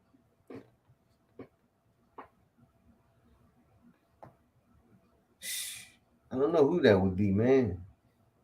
Like the dude that's just cracking jokes on the yard and high spirits and laughing, smiling, not giving a fuck, Honestly, I didn't know any NF members like that. I knew Norteños like that, or the hermanos, but NF members, like, I don't know, maybe I guess the one that might come to mind is like either maybe Ben Chavez, Weddle from Frisco, or Frank Medina, Flaco from Tracy. Those dudes are kind of with the business. Kind of funny dudes, I guess, man. Valeria. What? Do you feel Valeria's comment? Not gonna lie, no. If they ever wanted to clip me, if they send out a big brocha, I might just get caught. Oh man. Oh shit. Are they early? Yeah, man. Hey, okay, so I have fucking nothing to say about it. I was asked to be a part of it, and I declined. We're not going down that road again. Um, I'm not gonna get into it, man. I start saying things that you know just I don't think much of it, man. Good luck, do your thing, but I won't be a part of it, man. I'm not setting myself up for failure again, but we'll see what happens. It'll be entertaining. Damn, Sparky. A man with a stutter died in prison today. He never got to finish his sentence. He's a fool, boy. Yeah, man. I like Sparky. He's got a good sense of humor. Hey, I just got a text, bro. I got about 15 more minutes till I got to get out. They're going to be 15 minutes early. Oh, man. Ready? Damn, homie. Yep.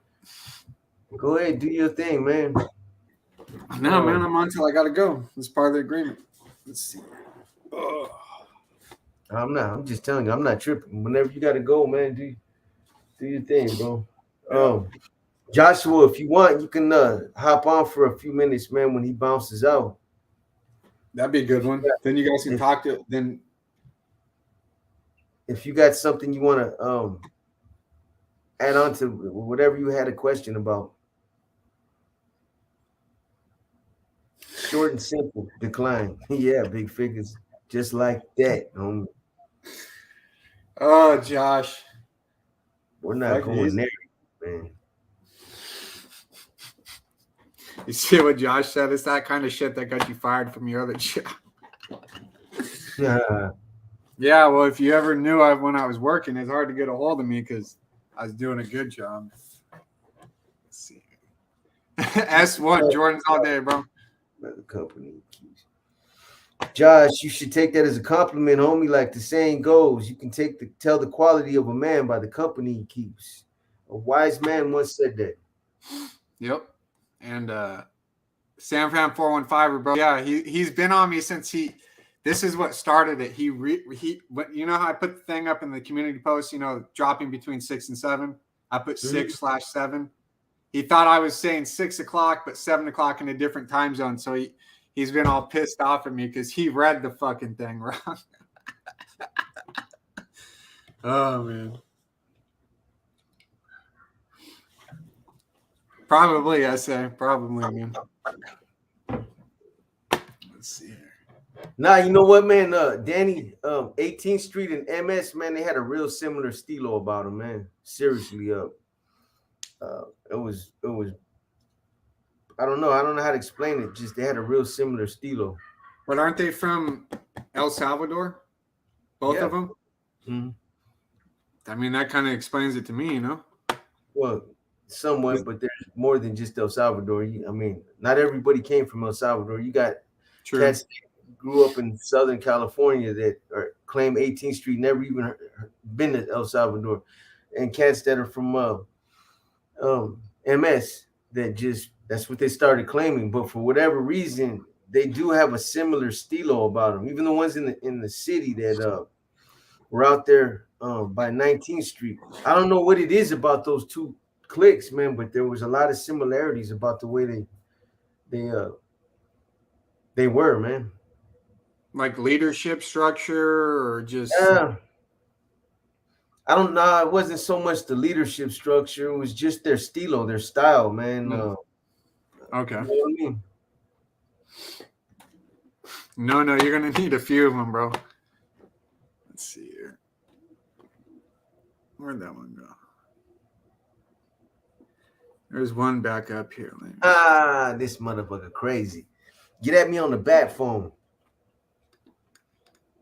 Have you guys talked about that SAC indictment yet? No, I'm sure you guys have already heard about it, though. We'll probably spit a little something on it, man. Breaking news. Wait, Sacramento or SAC the gang? I don't know. Oh, I haven't heard. Let me look. I got a computer in front of me. I might just fucking well. Let's see. Dun, dun, dun, dun. Breaking news. Like some people do. Oh, okay. No, that's old. What are they talking about? The sack indictment. Lost. Exclusive, Máquina Listo. Yes, sir. Only right here, man. What's up, one S1? Jordan's all motherfucking day, man. That's the man right there. God Yes, sir. damn, boy. Man's good at what he does. Fire, boy. Yeah, I know SAC is Sacramento, bro, but you know they got a lot of indictments against soldiers ever in culture too, which is SAC. So Dude got caught selling a kilo to a Fed. Yeah, that'll do it. that's what I saw earlier, but I'm not seeing shit. Are we institutionalized? Boxer does too. What is that, man? What are you talking about, Willis?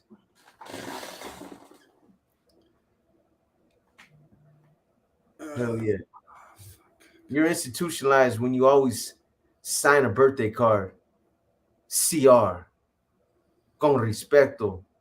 Get the fuck out of here, man. Don't sign my birthday card like that, homie.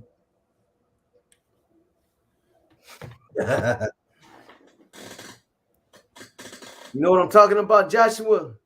Con respecto. Yeah. He's probably got a couple minutes left anyway, so I'll drop it now. Go. Yeah, no, I got about 8 minutes left. What up, OC 714? Hey, I believe. Con respecto is where it's at, Holmes. Nah, homie. Don't ever sign my fucking card like that. You won't get no cake. And we might put the gloves on, man. Who? Anybody that signs my birthday card is con respecto. CR. What does that mean? It's just some prison type of shit. When you sign off on a kite with respect. Con with respect. That's what the C/R means? Pretty much. I thought it was coming with respect or something. Nah. CON is with. Okay. Because I know. Where you at, partner? Drop the link. Oh, he's got to do his hair. He's got to do his fucking nails, everything, man. Get all the boogers out his nose. Yeah. Hey, Shark Tank thing, bro. He got his shoes. He's happy. Oh, he got them with the Pacific. Good beer, bro. That's what we do, man.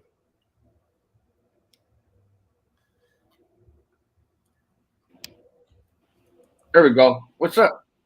What's up, man? How you doing? I'm doing just fine. How you doing? I'm doing pretty well. All right. We got the formalities out the way. Right. Right. I hope this introduction finds you in the utmost. No. No, what we were laughing about is salutations, man. Right. Yeah. Greetings and salutations. Yes. What we were laughing about is Spider from Stockton had said, "Hey, Rascal, you used to write smiley faces on your letters, huh?" And I was like, "Shit, of course, I still do on birthday cards and shit." I fucking hear that second East laugh, man. Yeah, man. I said, inside joke. Yeah, I said I still do, man. On birthday cards and shit. And he was like, "Me too." I said, "Does that mean we're institutionalized? Because Boxer does too." Oh shit! Throw me under the bus, homie. No, well, you know, people would know because they took a recording when I showed the letter when I got my shoes, and they micro analyzed it already. That's what they do. Yeah. Blow it up. Yeah, bro. You can't anything that's written blown up, bro. Yeah. I was like, I'm just gonna show this real quick, but you can't read it. People were like, "Oh, we already saw it." It said blah blah blah. I'm like, damn. Yeah. I think I do always put on mine, man. How did I sign yours? With a smiley face. With a smiley face? Yeah. Well, no, you put a smiley face in the beginning. You made some joke and put a smiley face after it. I would show it to you, but it's framed on my wall, and so yeah. No, I got it in the room somewhere, I think. Man, But okay, so you a fool, boy. uh, yeah, okay, so just stirring the pot on all kind of stuff. Yeah, I'm not going there. Um, um, what was I gonna say? I was gonna say something intelligent. Oh, um, so when we were talking about the walkaway policy, and we had talked about that during the live, and I put it up on my channel. Um, Shameless plug. You guys can go see it over there. But but I was gonna ask you, and Renee Q had kind of touched on it, right? Yeah. And that's why I watched him in the shower for a few months when I came home. But anyways, um, do you think, let's say they had a walkaway policy, right? Do you think that it would take some of the exclusivity out so that some people, because like you said, some people join for ego, pride, that kind of stuff, right? Mm-hmm. So would it take some of the eliteness out of it, and actually maybe weed out people that weren't really weren't really in it for the right reasons? Uh, so yeah, I think I don't know. I'm wondering your thoughts on it. Like I know your thoughts on having one, and you don't want anybody that doesn't want to be with you to rock with you, right? That's a weak link. You're just gonna get people in trouble. But do you think there's more to that exclusive thing of blood in, blood out, and lifetime commitment and all this and that these different organizations, not just the NF, wouldn't want to let go of? That's what I wouldn't not let go of what though? Like, you know what I mean? That's what I'm trying to like what's the effects? What would be the detrimental effects by letting somebody go like that? By letting let's just say Brown Bob for argument's sake. What would be the adverse effects of letting him go on with his life if he was like, hey, you know what I mean? It's time for me to move in another direction. I put my work in, man. This is what I want to do. Yeah, I don't think that there's any adverse effect. I agree with you. I think that's the way that it should be, because of those same reasons. In terms of, if you force somebody to rock with you, then you're making an enemy out of yourself, right? Yeah. And even if you whack somebody that wants to walk away, you're creating an enemy. Not everybody that wants to walk away wants to cooperate with law enforcement. That's right.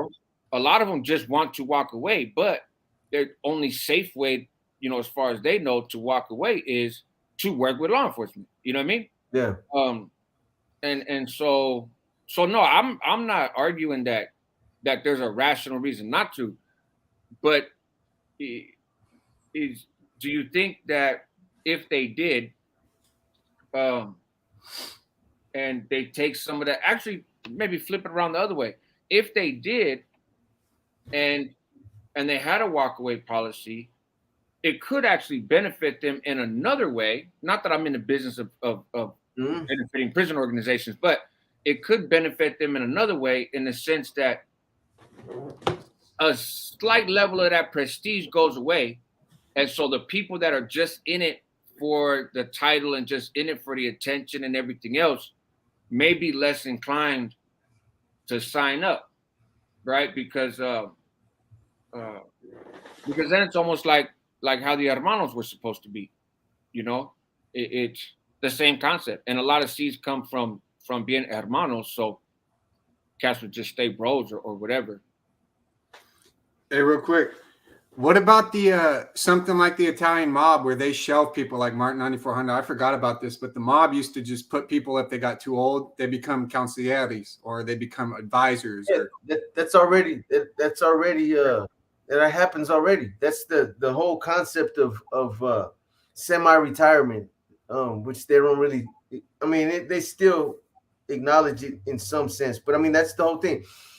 I've talked about it before. When guys reach an age of 70, 80, if they're lucky and they live that long, or they're part of the organization that long, they're no longer able to physically do some things that some of the younger members are capable of doing. Therefore, they're putting a modified role, but they're still advisors. They still have a brain, Right. and they're still able to give guidance in that type of what's the word I'm thinking of, man? Not just guidance, but to give advice as an advisor. Advisors. That's what they are. So yeah, they can't do burpees. They can't go kick somebody's door in. They can't go fucking beat somebody up. They're too old. So that's the whole concept. So it's the same thing with what you're saying, Sandman. But yeah, but I mean, how many people actually make it to semi-retirement? Not that many, man. Shit, nowadays, I mean, when I first started doing time, you used to be able to look at a BNL and you would see B numbers and C numbers and dudes that were like at the end of a long career, right? And there would only be like 3, maybe 4 deals in the whole fucking East Block. Towards 96, something shifted within the movement to where now you had special program where there were fucking hundreds and hundreds of dropouts. It was obvious something was happening. And you know, these guys are all kids. They're youngsters. They only lasted. They're like P numbers or these new numbers that were coming out, J numbers, H numbers. They didn't last for no more than like they were on their first term and they were already in the hat. You know what I'm saying? So, do you think that's because that's when they started coming up with these S&Y yards? They didn't have an S&Y prison yet in 96, but they had started coming up with the idea of S&Y yards, and the bar to get in there was lower than, I think, from my understanding, it was a lower bar than what it used to be if you wanted to lock up, right? If you wanted to lock up before, from my understanding, sometimes the COs will put you on blast, like, well, you got to lock up in front of everybody. But also, you really had to have some information to give over. And then all of a sudden, they're like S&Y yards. I don't want to be here. I think somebody's going to hurt me. Okay, man, I got a drug debt and I can't pay it. Okay. And so people just got to leave. You think that was part of it?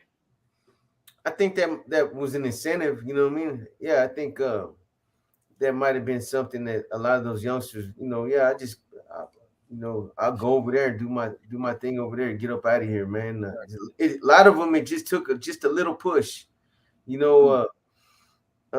They weren't, in my opinion, I don't think they were. It was like, how many times you heard cats say there was a dying breed, man? It was like the mindset, the mentality was different. It was a different generation, man, and they had a different way of thinking. And a lot of these youngsters, they just, whether it was having them go participate in the removal or, I mean, fuck, man, the essay was too long. I ain't writing this fucking essay, man, and they fucking lock it up because it was too much. And I didn't make it out of 10th grade. I can't write this shit. Right. You know what I mean? Like they were locking it up for some crazy ass reasons, but I think a lot of them just, it gave them an incentive, an out, you know, because you started doing time back then, like dropouts, real bona fide dropouts were dealt with a measure of respect. Yeah, because these motherfuckers, we trained them, we educated them, and they'll reach out and touch that ass if they get a chance. Right. No, that was always the internal conversation. Yeah, don't take this shit lightly just because this dude's in bad standing, because they didn't start off in bad standing, and they've seen shit. Go ahead. No, I was just saying, it was often said, especially for us, because like you said, I started in 96, right? So it was often said, but they've seen shit that you ain't seen. You know what I mean? They've done time in an era that you don't even know. And so, yeah, they may not be in good standings, but don't take that to think that they're a fucking poodle either. Yeah. Go ahead, Sandman. I got to sign off and say something, man. I got to tap out. Goyo just wanted to send his nightly dinner, man. All right, guys. Breaking news exclusive. Yes, sir. All right, man. Be safe, bro. Thank you, bro. He'll get with you tomorrow. All right, man. Good night, Joshua. Hey, take care, bro. Oh shit, hit the Well, he's wrong going fast. Yeah, what was I gonna say? Yeah, but like I was saying, they were dealt with the measure of respect because I remember I used to tell people, hey, what's his name is down there on that front bar. Hey, watch that dude, bro. When you walk by that cell, watch him because that motherfucker spear you. If he gets a chance, you know what I mean. I know how that dude is, and Right. because somebody changes their beliefs doesn't make them a bitch. Right. It's still the same motherfucker that spilled blood back in the day, right? He can still spill blood today. No. Oh, here come all the fucking trolls. Right. Yeah. Oh, you know what I'm saying? Because you must live in your mama's garage, man, and you ain't got nothing. You want to come over here and mess with some grown folks, you piece of shit. You know what I mean? How fucking grown up are you? Boxer and Octo hangout. Right. Ah, That's a good one. Man, I ain't even got to say nothing about you. You make yourself look like a fucking dummy, you fucking piece of shit. Yeah, I think those. It seems if not to create a break, but it seems that those who went through the uh, the gladiator times in Corcoran, from what I've seen, like that seems to be kind of a pivotal difference, sort of, right? Like, not that anybody that came afterwards is all just, trash or weak or whatever, right? Of course, but I think the cast that went through the gladiator fights in Corcoran, if you made it through that, it brought something out of you. Yeah. You know what I mean? And so that's I think that's a difference. The folks that came after that have never had to experience anything like that. That was kind of the last time of anything on that level. In CDC. Yes, sir. Yeah, man. But and then just to finish up on that, like I was saying, this was a whole different breed, a whole different generation, man. These were different kind of dropouts, though. Yeah. These youngsters that started when they started that special program over there in Quentin. These dudes were just they were kids. A lot of them were just, man, bro. I know you've been to C-section or East Block, and you hear these guys, man, on their bars talking shit all day, and it's like, dudes, man, Yeah, they had the second tier in Carson, and and a lot of them were quiet. You know what I mean? And folks used to buy shoes from them because they had personal shoes. But then there was some that was always loud. Just talking shit and and it's San Quentin's a loud place anyways, and it's kind of all bets are off in terms of the shit that happens on the tier. So yeah, they get to going round and round. Hey, somebody mentioned Fast Eddie, Familia. Fast Eddie was with the business, right? By all accounts. Fast Eddie's also in the PC section of the county jail right now, and trying to bring other Florida's dudes over there with him. So take all that with a grain of salt. Which doesn't mean that he won't fight, and doesn't mean he won't use a weapon, and doesn't mean he won't shoot you if he finds you in the street, right? Like, he's nothing like Snoop. He's actually a gangster. But he's throwing motherfuckers in the trunk. Yeah, Snoop is a fucking weirdo. Yeah. But Fast Eddie's really a gangster. But he's gone a different route. And the Floridas don't consider him one of them anymore. They consider him no good. And anybody that's following him into the PC SNY side. Yeah. He's probably gonna become a Northern Rider. But yeah. There's to each their own. All right. You guys had a choice and have no tats on you, will you? I'm 35, none, and I'm thinking of starting up. I mean, tattoos are cool. King Louis, they're cool, but gang-related tattoos, nah. Right. You know what I mean? You know, I made that mistake, man. So all you youngsters, if there's any youngsters that are thinking about getting a bunch of tattoos, you want to strike your hood up and you want to be that motherfucker that puts that shit on your forehead, and hey, those kind of tattoos are gonna end up working against you later on. Because when I blasted Nuestra Familia on the back of my head, and I had Familia over my eyebrow and a big star on my forehead, uh, Yeah. motherfuckers looked at me different when I walked in the courtroom, and that's when it really fucking hurt me, man. They looked at me like I was a monster, and that I shouldn't be in society with regular people. You know what I mean? Straight up. Yeah. Uh, I knew, man, that that's all these people have to do is parade me in the courtroom, and these motherfuckers gonna look at me, take one look, and be like, man, you Right. know, this dude's all bad. So getting regular tattoos, there's a lot of good artwork out there, a lot of good tattoos. There's nothing wrong with that, man. You can get some nice art. Fuck. Yeah, I would do that. But any of the gang related shit, it's for the birds, man. Well, Ed, yeah, I agree, and yeah, you weren't exactly subtle about who you rocked with, and so, Yeah. uh, you know, it is what it is. Regional tattoos, as Hyper V pulls out, uh, regional tattoos can work. It just, I think, have some common sense, right? But there's a lot of places on your body that you can get tattoos that you can cover up without looking like a weirdo, right? And if I was if I was a clean slate, I would start there. You know, I'd start with my chest, my back, my upper arms. I wouldn't jump to the hands. You know, but also tattoos are more socially acceptable now than they used to be. You Mm-hmm. know, and you know, people used to be able to get SSI box coming out the pen if they had I know. face tats. Yeah, I know. I and know. that's, I think that moved forward the craze of face tattoos. Because Yeah. you get a face tat, you come out, you go down to SSI, and they're like, "Yep, you're disabled because nobody's gonna fucking hire you with a face tattoo, and B, Mm-hmm. you have some mental health issues because nobody in their right mind would get a face tattoo." And there you go, you get your monthly check.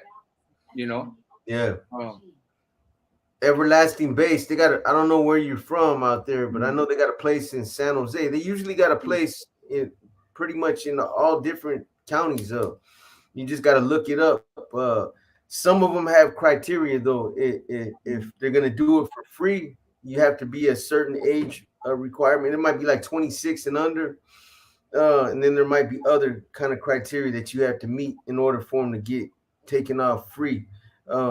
They should have a program that offers you to get them you to pay for it to get lasered off as well, man. Anything considered gang related, they usually they do it. I yeah, know they got one in San Jose, and they usually have them everywhere, most of the counties. yeah, the city got one, San Jose's got one. There's probably one up here in Sac, but I haven't really paid attention. And yeah, some of them is just they'll remove gang ones for free. Other ones you got to pay for. Um, Yeah. but and then down south, you always got, you know, Homeboy Industries. You know, you could always link up with them, and they'll connect you somewhere to get it done. Oh, Big Hustle D, Through Trouble just said that. Yeah. Big D, what's up, boy? What's up, Sonny E? Hustle through the struggle. I'm scared of needles. It's actually oh, but you were saying for your cousin. Yeah, you Yeah. don't get them taken off. Oh, you're No, talking about kidney tattoos. Yeah, yeah. there's the laser, man. That shit's crazy. It's like, you ever got any lasered off? No, nope. It feels like what it feels like is a rubber band getting pulled back and popping that shit. That's what it feels like. Pop, pop, pop. It No. just it's a trip, man, too, because the laser goes straight to the tattoo. It's got a big fucking like a big uh the thing that the nose, whatever you call it, the barrel of the motherfucker's big, right? And you can put it on a little small tattoo, and it'll go just straight towards that little tattoo. It won't do Uh, nothing else to the skin around it. But hey, it doesn't it? just shit. I've heard that it. Uh, I've heard Woo! that that it can scar you. So when I haven't really considered getting any removed, but I was like, if it's gonna scar you, so then you have a scar that looks like your tattoo, you might as well just leave the tattoo. If they do it wrong, if they start to do the sessions too close to, they do them too close, or you don't take care of it, you don't put a vitamin E on that shit, then they'll scar up. But nah, they usually take care of you, man. When they do them at those places, they put fucking saran wrap over that shit and put, the shit that they're supposed to put on it, man. Right. Hey, where'd you go, man? Where'd that question go? OC714. No, it wasn't. It was actually like 2 every 3 days. Not per day. Whew. 2 every 3 days is a lot. But I tell you what, homie, it was crazy, bro. Just put it like that. Yeah. I'd never been so sick in my life, bro. You know what I mean? And you had to do it in the county? Fuck. Yeah, and I had to do it, and keep it under wraps. Right. Yeah. I had to do it. I couldn't get no help. I couldn't ask medical for no help because the fucking CO would be right there. Mm-hmm. Right? I couldn't walk around like I was sick because the homies were looking at me, right? I used to go shower right there by the snake pits, you know what I'm saying? When I would shower, because I was in the observation cell. So yeah, man, I had to really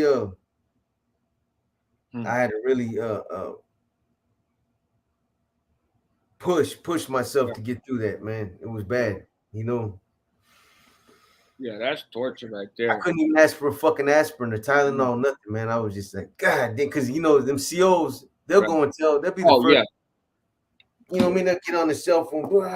Hey, check it out. You know what this motherfucker? Hey, you know this? You know what I mean? Right. Straight up, man. And they'd have told the homies. You know what I'm saying? Oh, sure. They'd have walked by and been like, hey, hey, you big homie, man. I just gave Boxer some aspirin because he's kicking, man. How about you? Do you need some? Yeah. You know what I mean? Yep. Straight up, man. Hey, and it's funny how much we're like, hey, COs lie, cops lie, everything else, right? But the motherfuckers are so quick to believe COs and cops in certain situations. I've always thought that's odd. Yep. I had a youngster in East Palo Alto, and he got arrested for a shooting which killed an infant, right? He didn't do it. You know what I'm saying? I knew who did it. It wasn't him. He was there. He had a pistol, but he never shot. And it was the father of the child who was really at fault because that fool made a U-turn and tried to run him over with his kid in the back seat. So they let off. Well, one person let off and didn't know there's an infant back there. You know what I mean? What kind of jackass father does that? But anyways, he's out now. But he went into juvenile hall and he was in the direct file unit over there at Hillcrest. And so I was doing programming up there. And I went up there and he didn't come out. I was excited to see him, and he didn't come out. I was like, hey, how come he ain't coming out? They was like, oh, nah, bro, they let that fool out. We gonna smash him. He's a fucking baby killer, this and that. And I was like, wait, hold on. How many of you saying that the cops lied about you, that you're not guilty of the shit that they said, right? Yeah. Oh, yeah, man, they don't understand it. But then why you believe what they say about this dude? You know what I'm saying? Give him a chance. Give him the benefit of the doubt, bro. And I can tell you he didn't fucking do it. Flat out. He didn't do it. Like, that's my guy. I know his whole family. And so he wound up coming out and being able to kick it. But I was like, damn, it's one thing, man, you get convicted. You go to trial or whatever, or you plead guilty to something. Okay, that's a different story. You got paperwork. But yeah, that was a mess. Boxer looked like he did tattoos in the... Yeah, I did for a minute, I did do tattoos for a minute. For the brief time. Real. Really? I did. No, on the real. For the brief time that I was on the main line. The only tattoos I was doing though was like, the Africanos. What are you doing? Laughing over there, motherfucker? Yes. The only time I was doing them was like the only thing I was doing was like letters, man. Old English letters. I mean, it's easy, man. You know what I'm saying? I got like 6, 7 tattoo guns right now. I can do letters and writing and shit like that. But that's what I would do for a hustle, man. Yeah. I I tattooed one homeboy because he had a gun, and he had tattooed me, and then we got drunk, and I was like, I can fucking tattoo. Like I used to be able to draw before I came to prison and seen how good people drew here, you know. And so I did the same thing, just a couple letters on him, right? But I had some fresh work, and so the Africano seen the fresh work, and they was like, "Oh man, what's up, Raz? You get down?" I was like, "Yeah, I got a gun in the cell right now." They're like, "Oh, come through," and so I would let them, but only the dark ones. You know what I mean? And I Yeah. don't mean this in a discriminatory way, derogatory way, nothing, right? Just I felt like my skills aren't quite up to par, um, but they're not going to be quite as visible. You know what I mean? And Yeah. so uh, so I was like, yeah. And same thing. I only did letters. Like I wasn't faking like I could do portraits or something, but they came out pretty good. You know, And I used to make some little good little money on the side doing them, bro. Like yeah, some Africanos, they want like Oakland on their stomach, or yeah. one wanted a fucking money bag on his stomach, right? And if I had if I had the pattern, I mean, it's cakewalk, but it's nothing. You know what I mean? No, I wasn't. No, I Uh, just I tatted like 2 or 3 people. That was it. yeah, cause I draw too, man. But Right. I mean, I didn't do it like a full time hustle, but shit. Let me get a tap box. Mario Rosa, okay, homie. Mr. Lopez Roy was cracking, homie.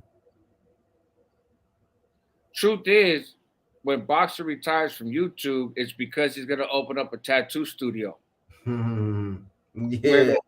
they have spreads. You know. Hey, did you see somebody sent me a thing? There's some company down south, right, out of LA. They sell pre-packaged spreads, and it says on there spread. It's probably fucking Goyle, man. That's crazy, bro. A What's up, fucking Waylon? Yeah, I'll send it to you, man, on your Instagram or whatever, because I think that's where they sent me. But I was like, man, you gotta be cheese fucking kidding squeeze, me. some cheese squeeze, some fucking mayonnaise, motherfucking Doritos, top ramens, all this shit, Right. I'm like, beef sticks. hey, but this shit's hella expensive too.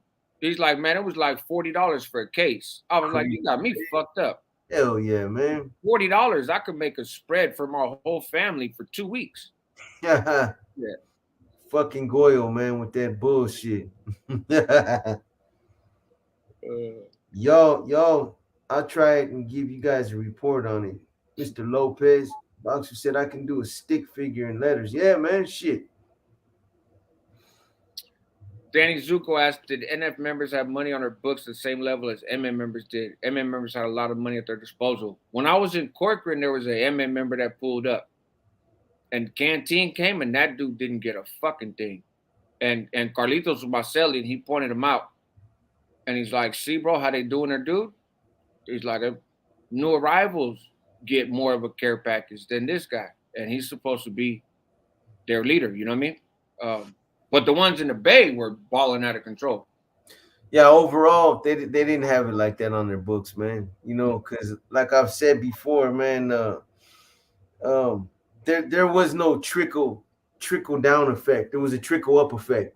You know what I'm saying? That money stayed at the top, even though there's the money that's generated on the streets is supposed to be for the homies, the less fortunate guys that are stuck in prison doing life, that no longer have the means to take care of themselves. It's a smokescreen, man. I'm sorry, but it is what it is. I've been there enough. I've been around enough seas up there long enough to know, and I've been up there long enough myself to know that money's not divvied up and sent, you know what I mean, to everybody up there. Yeah, Boxer has bigger boobs, all that shit, man. That's pretty funny, bro. You want to see him?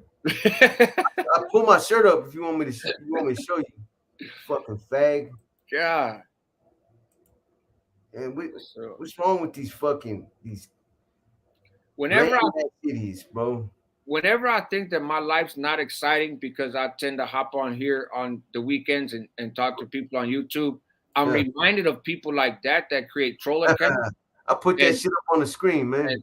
And I feel much better about being on here. Like it's that's a picture from today too. Yeah, it is, man. You a desperate motherfucker, man. I should be flattered though.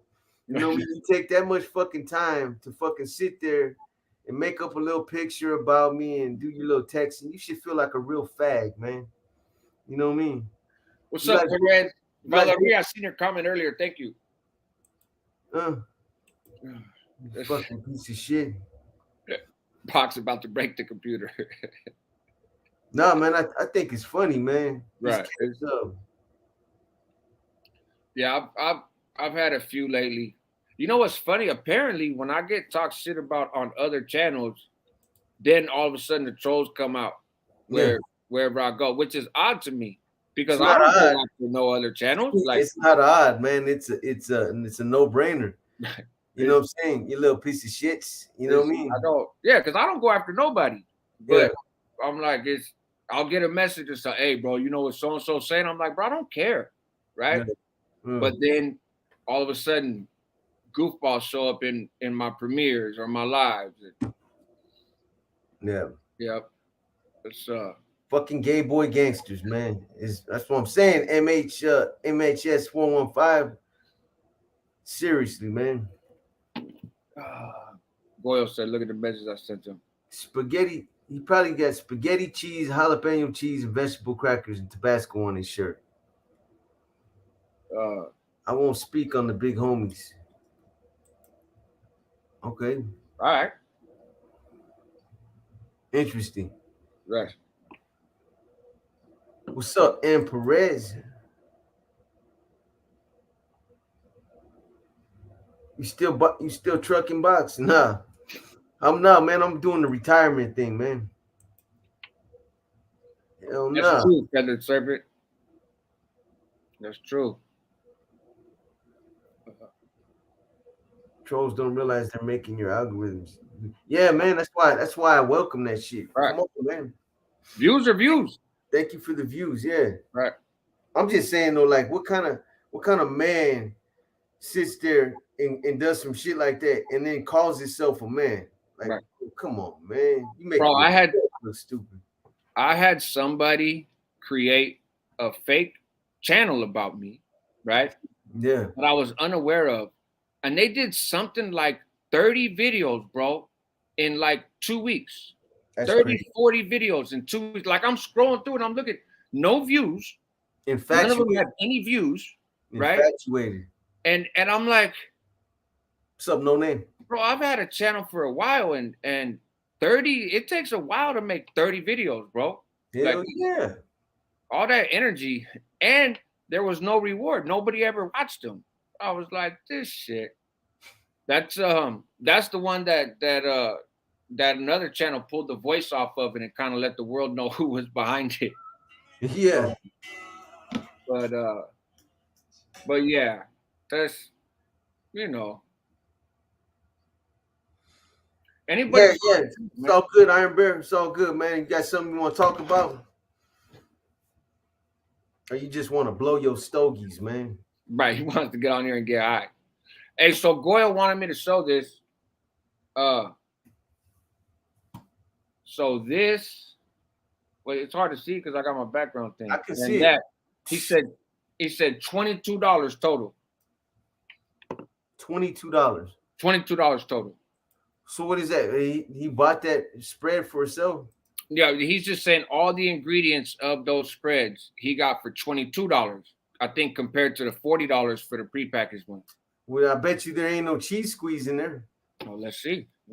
Let me investigate. That's the fucking secret ingredient. You ain't got no cheese squeeze, no Annie's jalapeno flavored cheese squeezer, man. You ain't fucking rocking that shit. Bro, I don't know if you could buy that on the streets. hey, bro, trip on this, man. I ain't gonna lie. One time, bro, when I first came home, I went on eBay and bought some of those cheese things, man. Oh yeah. Yeah, they don't sell them out on the streets. Right. You know, you gotta go straight to the vendor, man. Right. all of a sudden you're looking to see if Walking Horse has an online. Yeah. See if they have an online store. Mm-hmm. The motherfuckers bomb, boy. Yeah. You ever been to Santa Clara County Jail? No, I've been there to visit people in attorney visits, but I never. No. Damn, man, they got some fucking SOS over there, boy.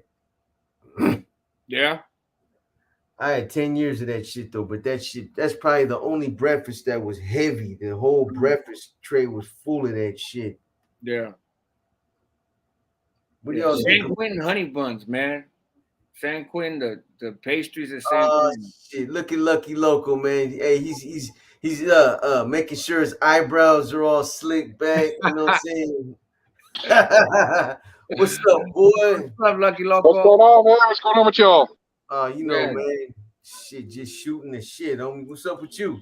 Oh, look at that. Man, at the restaurant, lounging, bro. Look at that. Hell yeah, that's what's up, man. That's dope. Bro. That's dope. Closing up, just closing up, man. We had an awesome day, bro. We've been having an awesome week. We definitely needed that. We're going to be going to the Lion Bash tomorrow. DL Downer might be coming to the restaurant right now. Sad Boy Loco's in town. Who's the other guy? Canyelo's in town. Amanda Perez is coming in tomorrow. Dogface is coming in tomorrow. So I'll definitely upload some pictures. I'll give you guys, you know what I mean? Yeah. So it's gonna be dope. It's gonna be on That's a crack. good, man. So things are picking up. Things are picking up from the last time, from last week. Yeah, definitely. I mean, for this whole week has been blessing, bro. It was a struggle. It was a strive, but you know, I just gotta stop panicking, bro. About you know what I mean about stuff. Yeah, I know you. I noticed that when things weren't going swell over there, man, you kind of disappeared for a minute. Yeah, I've been on the grind, bro. We've been open 7 days a week now. We come in hella early, and people already at the doors at like 10:30 in the morning, bro. Good. You know what I mean? So we definitely gotta. I got my little man over here. That's and right. you guys know you guys can get the same thing that's in prison. You guys can have packages delivered to your house too. What's that? So you guys can have packages delivered to your house. The same packages that you have delivered to prison, you could have delivered to your house too. Nah, because when you go on there, they ask for your prison and your CDC number before they tell you what's available. Okay, well, my bad. Not the package, the package itself, but like the stuff though. You can go to the company and like order the same stuff that you get on a package though. Oh, okay. You gotta have it delivered in different sections, but you know you get what I'm saying though, right? Yeah. Yeah. You can still have that same stuff ordered and sent to your house. Yeah. Shit, I'm got some Annie's jalapeno cheese squeezers in, man. What's up, Lucky Loco? What's up, Sea Dog? What's up, Sea Dog? What's up, everybody? What's up, everybody in the chat room? Boxer, you've been warned. Let me hang out. Cuidado, Boxer, you've been warned. Yeah, I know. I know. They're saying if I fuck with you guys, man. They're saying if I fuck with you guys, man, they're gonna ride me, man. Hey, you got me deemed, and now I got you deemed. Oh wow. Yeah. Nobody care about you, man. Pussy boy. Little pussy boy. Oh man. Yeah. Hold on, I'm gonna get a water real quick. That was good. That was good. All right. What's everybody doing Friday night? All right. Hey, keep giving me them views though, boy. All right, Rudy. All right. I'll put you in the corner for 5 minutes, man. What's up with you? What's up, C-Dog? You know, just chilling, you know, doing the same old out here in Tijuana Playas, you know, hanging out, you know. How's your channel doing, bro? It's going little by little, it's going. I mean, I need a little bit more subscribers. We going though, you know. Yeah. We're halfway there. You know. Where's he at? Where's he at, Mr. Lopez? There's a removal needed right now. I don't think you can give up a wrench on there, man. No. I think you can only do it when you're by yourself there, Boxer. Yeah. You got to go into YouTube, you know. You watch that The Offer? What's that? It's like a prequel to What the hell is that? The Godfather. Like the Nah. Mario Puzo, it shows him writing a book, and then it shows all the mafia members all pissed off at him. I just watched one episode of it. It was pretty cool, bro. It showed all them Italian dudes all mad, calling him all kinds of names, and he met Frank Sinatra, and they're about to get down. It was pretty cool, bro. Should check it out. What's it called? It's called The Offer. What is it on? Like Netflix or what? Amazon Prime. I think it's on like HBO or something. Yeah. Okay. Yeah, got to check it out, man. I was watching that last night and got into it and then passed out around 1 o'clock. I was like, oh, man, that is super cool. Great acting, too. I'd have to check it out, man.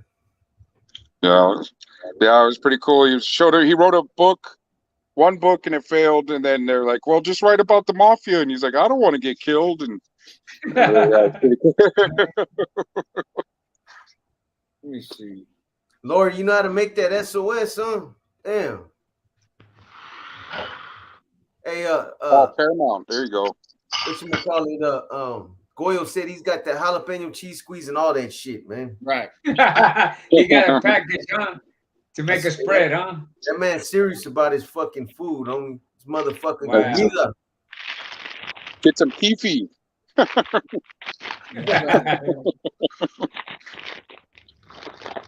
Play some pinochle for push-ups. There you go. Some pinochle, huh? Play some You pinochle. know? People in the streets don't know how to play pinochle. No, they don't. Nah, they don't. There you go, man. There Wow. you go. Iron Bear, I see you, Man, man. nug, huh? No, that's that rosin. What is it? Okay, that's wow, yeah, Rosin. that's that fat lie. Okay. Big old rosin right there. Nice. You bought it. Oh yeah, I'm about to smoke that tonight before I go to sleep. I bet you are. Yeah, hell yeah. My little nightcap. I hear you, 9400. Somebody else is gonna be having a nightcap. Somebody else is gonna be having that same stuff for a nightcap here soon. C-Dog, Not saying what's no your names. name? He wants to know. What happened? This guy wants to know what your channel's name is. It's called the Sea Dog and Cooper show podcast. The C-Dog. Cooper is Pitbull. Yeah. Yeah, man. What's up? Yeah. What's up, Josh? Hey, how's your grandkids doing? Your kids, Josh? They're doing good, man. The kids are good. They went back to their moms today. We were gonna go up to Reno this weekend Oh, and stay okay. up there for probably about 5-6 days, but we decided to pause on that trip. We'll do it next month. But we were just FaceTime with the grandkids today, actually. That's all right. And they were showing my lady what they got her today. They thought that their mom's Mother's Day was on a different day than my lady's Mother's Day. You know, they were like, "We got you something, Grandma." And the mom is like, "What you got me?" She's like, "No, it's not your Mother's Day. It's Grandma's Mother's Day." Mother's Day. That's right. Yeah. How's my little homie, that little Iron Bear, doing? He's doing good, man. He's doing good. You know, I hear you, Mario. Hey, Barrio history, no, I don't know what goes from Sac. Nope. Hey, Lori Wilson and Taco is $10. Josh or Mark, so you guys ever went into a ghost out of Santa Rosa? Ghost out of Santa Rosa? Yeah. I don't Ghost. think so. Yeah, I don't think so. Yeah, that sounds familiar, man. It's from SR. Yeah. Yeah, man, just been on the hustle on I'll the get you grind. on the private I've been tip and reaching tell out to you the about this. casinos out here and trying to tell them about a free lifetime of advertisement. I was like, hey, man, everywhere I go, they're going to see your casino. They're going to see your, good PR. You buy a brand new food truck, I'll be the one out there. I was like, I do this for a career. Show up all your events, show up to all your stuff, represent, and then did a sales pitch with another lady here that owns gas stations and stuff. She seems pretty interested in doing it and helping us out with that too. So we might be on the road next year. So that'd be pretty. Yeah, good. That's right.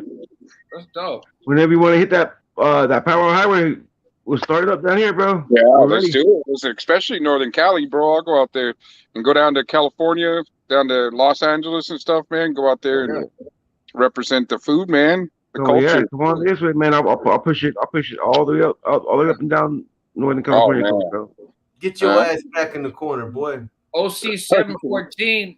I wouldn't say North Highlands is the worst area near me. South Sac is cracking. Certified in. Hit me up on Instagram. It's Travis Lucky Bob.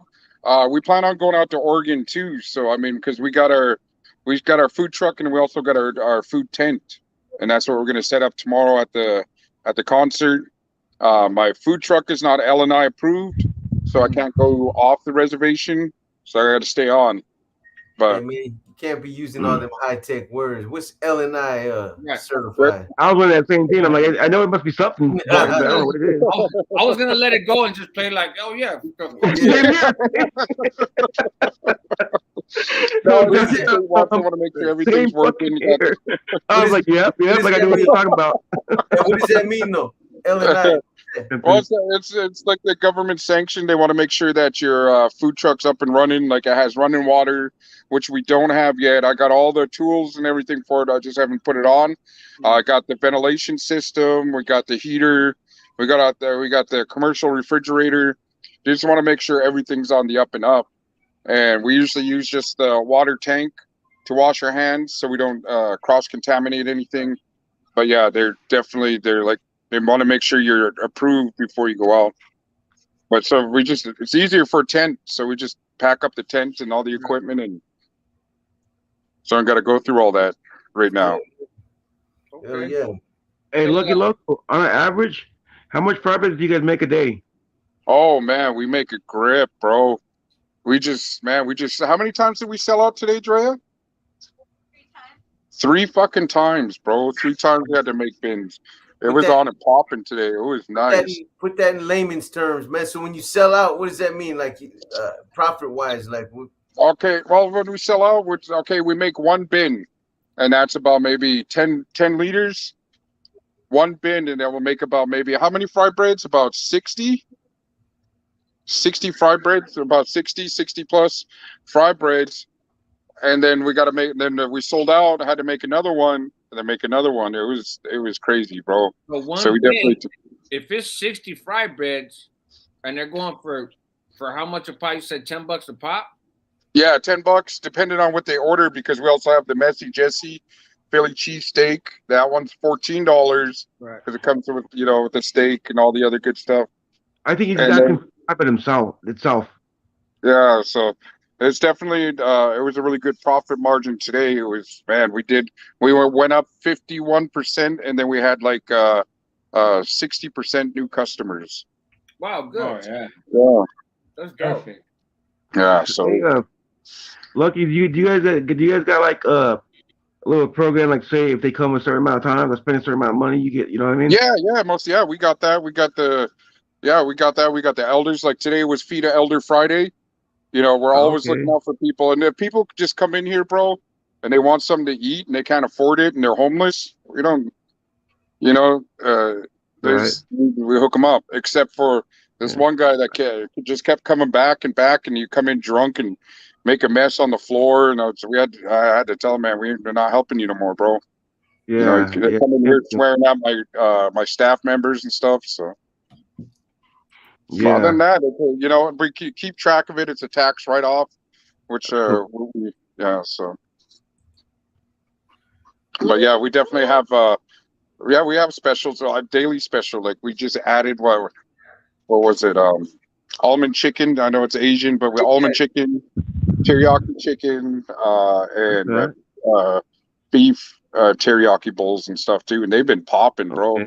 And then for anybody that grew up poor on Spam, we got Spam fried rice too, and Spam sandwiches. Spam, we call it the Spaminator. It's a Spam sunny side egg with lettuce, tomato, mayo on fried bread buns with French fries. Man, and that's like one of our number one. Yeah, it's fire with caramelized cheese too.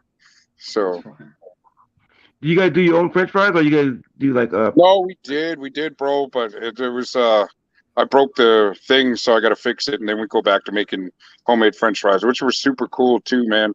You could totally tell the difference.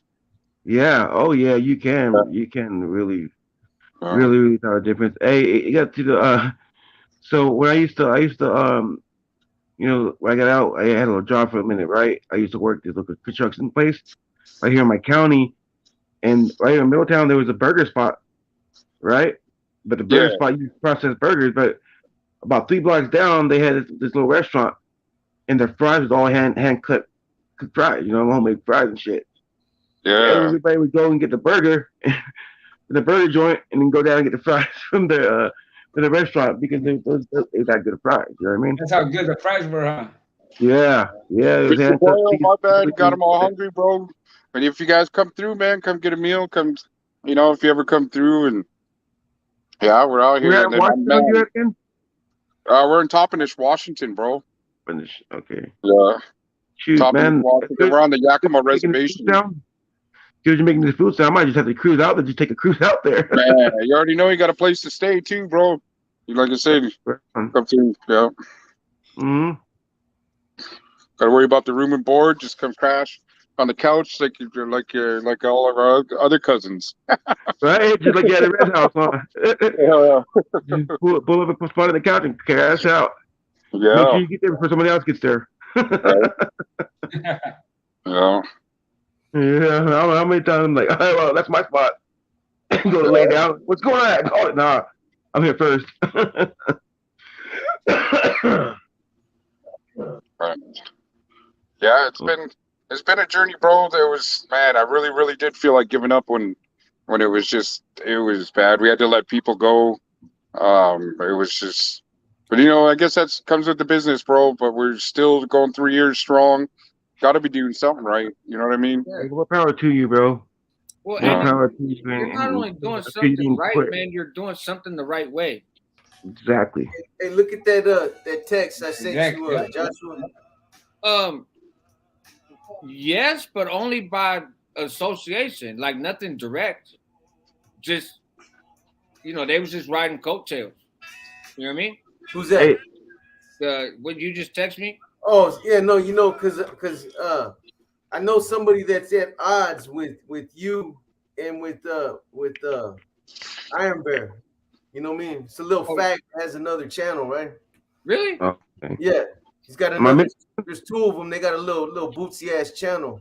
Okay. But I'll get at you, man. Good job. Yeah, keep throwing. Is it about that thing that tapped in with your earlier, Boxer? Keep throwing your IP address out there, man. I'm gonna catch your little ass, man. You think can't nobody find out who you are? Yeah, you know. Yeah, they think that you can't find out, bro. You can find out who they are. Yeah. Huh? The same Jake we talked about earlier? Yeah. The domestic violence piece of shit.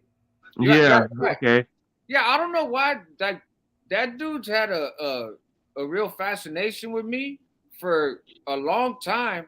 Yeah, he's so stupid. He told on himself. Right. They used to be a real supporter, right? And then the whole DM situation, which had nothing to do with them, and they just got their panties in a bunch and decided to make it their personal mission to embarrass themselves in an effort to try to embarrass me, which is a trip. Like my address is on the internet, right? Anybody that wants to find me, you can find me.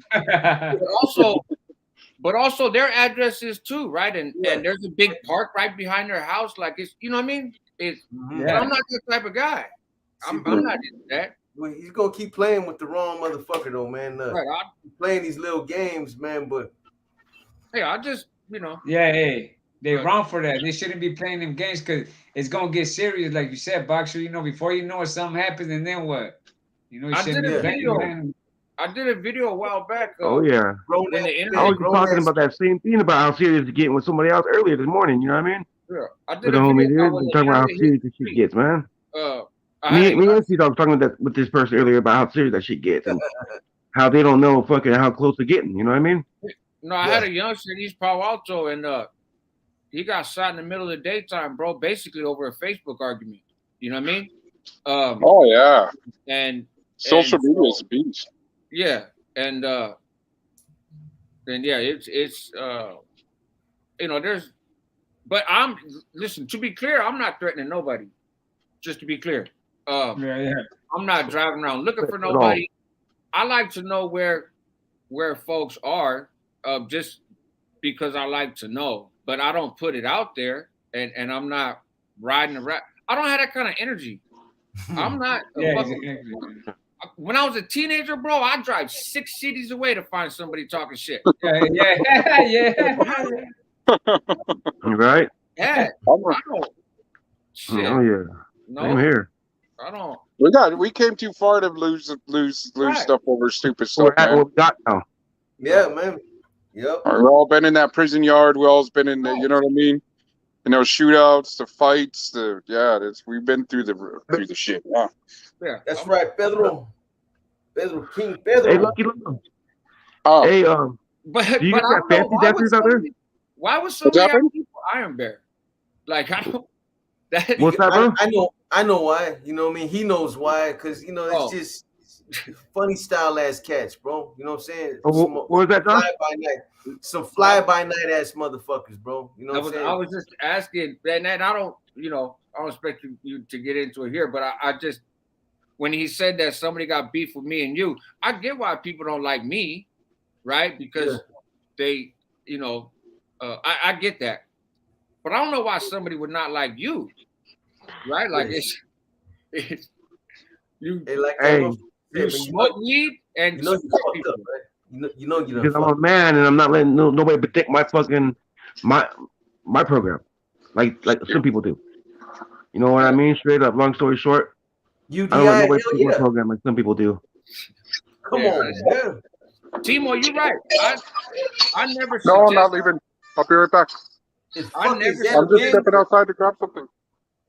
Hell no, that ain't men's. Man, where the fuck you been, homeboy? Right. Yeah, Timor, I never encourage anybody to not watch someone else's channel, or I don't play all that petty ass shit. I don't. Yeah. There's a million channels on YouTube. Watch as many as you want. So Pinky. Yeah. But that's why I don't talk about other channels on my page either, because I know some of the people that watch my channel watch other channels that I don't personally mess with, but I don't give a fuck what subscribers do. Yeah. He's a dumb motherfucker. Though. He just told on himself. You a big old dummy. You know, we know the same circle, man, and that's where you fucked up. Right. And if it ain't you, man, I'm sorry, but you getting blamed for it, man. So that's just how it goes, man. Hey, good question right here. Do you think the people on the YouPorn channels beef? I don't know. Oh shit! At work rep reviews. Yeah, I heard of UDI. Yeah, most definitely. You're lucky. Ready to break the ice, homie. Ready to break the ice. Yeah, check them out. Are you plugged in?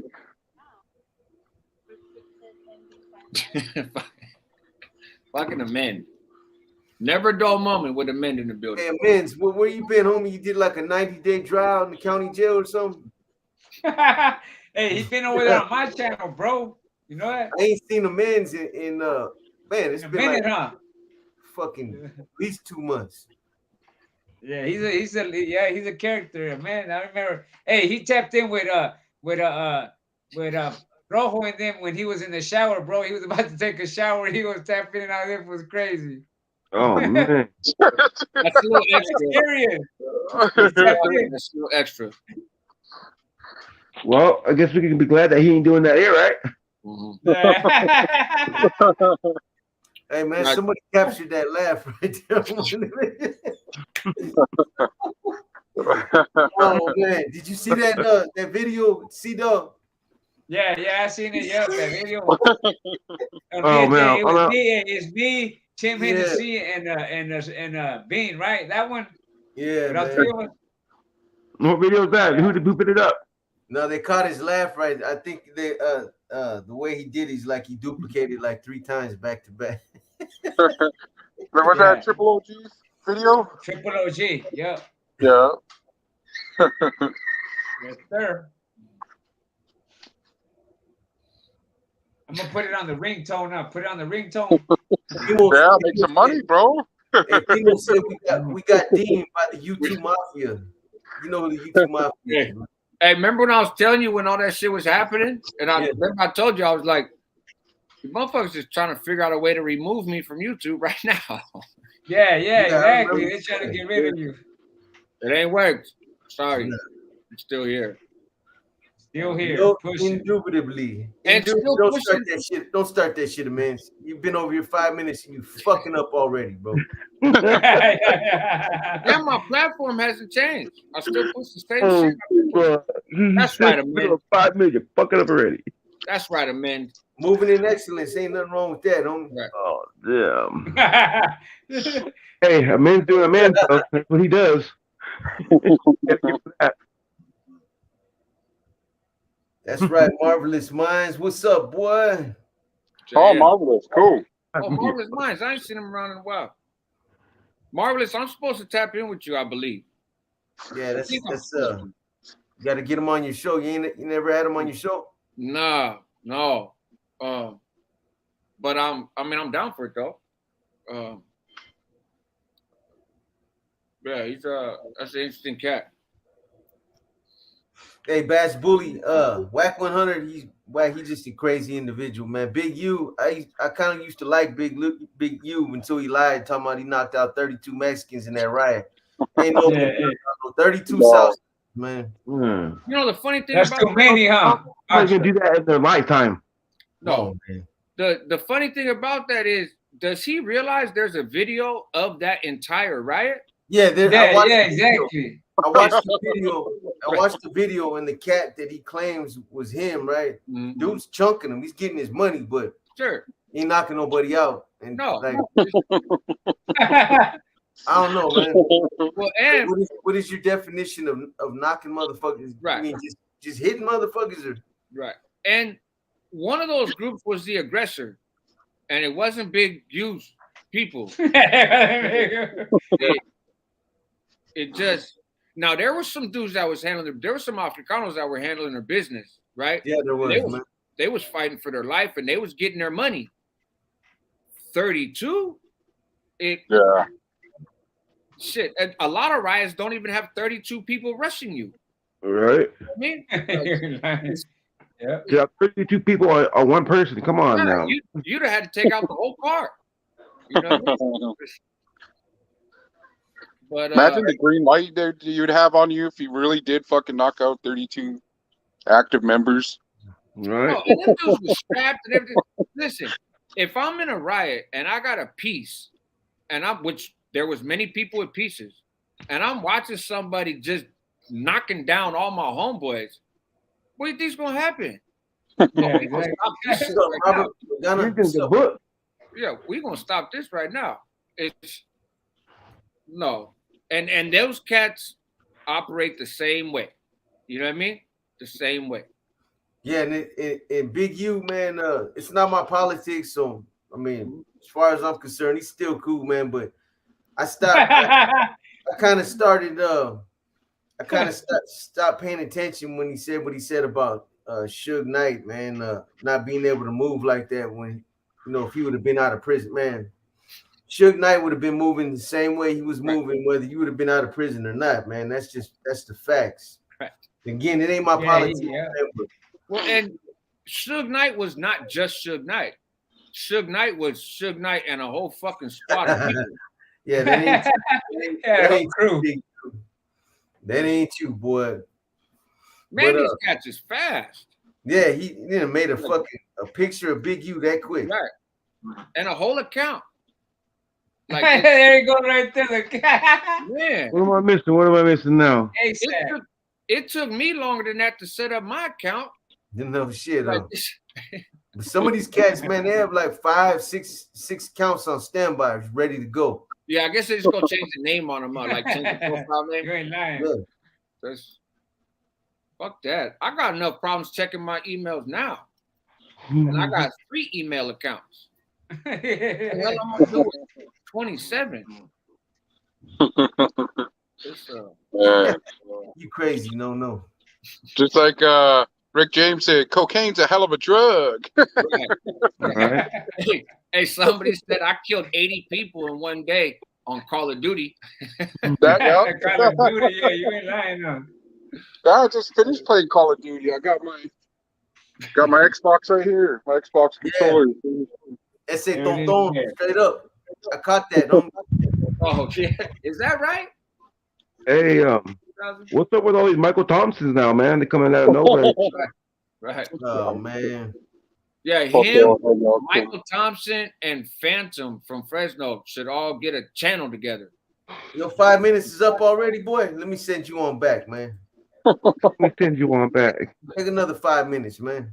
Check my DM on IG. Okay, let me see. Gosh, boy. Oh man, Skante. You see? That is it. Hey, that's dope, Mr. Lopez. That's awesome, man. You almost went there, boy. Oh no, it's okay, it's a different area code. That other cat. Right. Yeah, no. Sarote. Man, but I am super excited about that concert tomorrow. That's going to put a lot of publicity. That's good, have man. a lot of Kid Frost, I was listening to him in high school, bro, and just a little ass kid listening to that. Sad Boy Local, I listened to him on a couple songs. Canelo, I remember him on. I didn't even know he was a rapper, bro. I seen him on what was it, Tax Collector? On Tax Collector. Amanda Perez, that was my drinking song. Yeah. Listen to that. And yeah, it's gonna be cool. Amanda Perez was dope. Yeah, for sure. Oh. Yeah, so DL Downer, that's gonna be cool, and Dogface hosting the event. That's gonna be Happy for you, man. I hope you have a good day, man, and you make a lot of money, bro. And For sure. Yeah, take pictures and post that, like capitalize on that shit in terms of yeah. you know what I mean? Tag them. Go live on your IG, all that.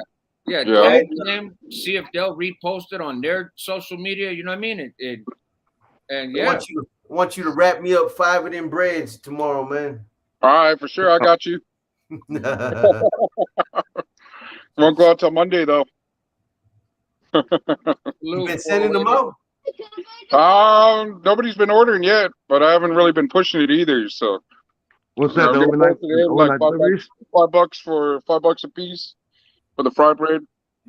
And we figured out a way to keep them fresh too. Like you just got to put them back on the.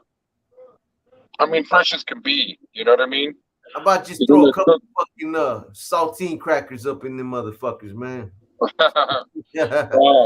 So, but yeah, we've been putting them in the Ziploc bags, and they've been staying fresh for a couple of days. We reach over, eat a couple of them, and I was like, dang, you can really just rewarm these. What about in those vacuum sealed though? Yeah, we were thinking about that too. So, but yeah, the Ziploc bag has been pretty cool. Yeah, well, if a Ziploc bag will work, then that'll definitely work. Vacuum sealer. Yeah, for sure. To keep weed fresh, I heard. I saw a YouTube video about it. Yeah. Yeah, Lucky. Yes, sir. I was there. They say on YouTube video about it. That's what happened. That 1,000, right. You were up there? Yep. I heard the motherfucking gunshots. I was on the yard. Yeah, I was up there too. What block was you in? C3? C2, C3? Couldn't have been in 2. You couldn't have been in 2. C3. I was in 2. So you over there with Tex? Yeah, I think he was there. Oh, I don't know if Corny was there. Tex and Corny were Sellies in C3. Okay. I was in C2 with Stork and Big Rock. Stork was over. Yeah, okay, yeah. Stork was over there. Yep. Is that right? That's right, homie. I should have sent you a report when Peanut tried to deem me for being a good homie. What Peanut? From Stockton. Oh yeah.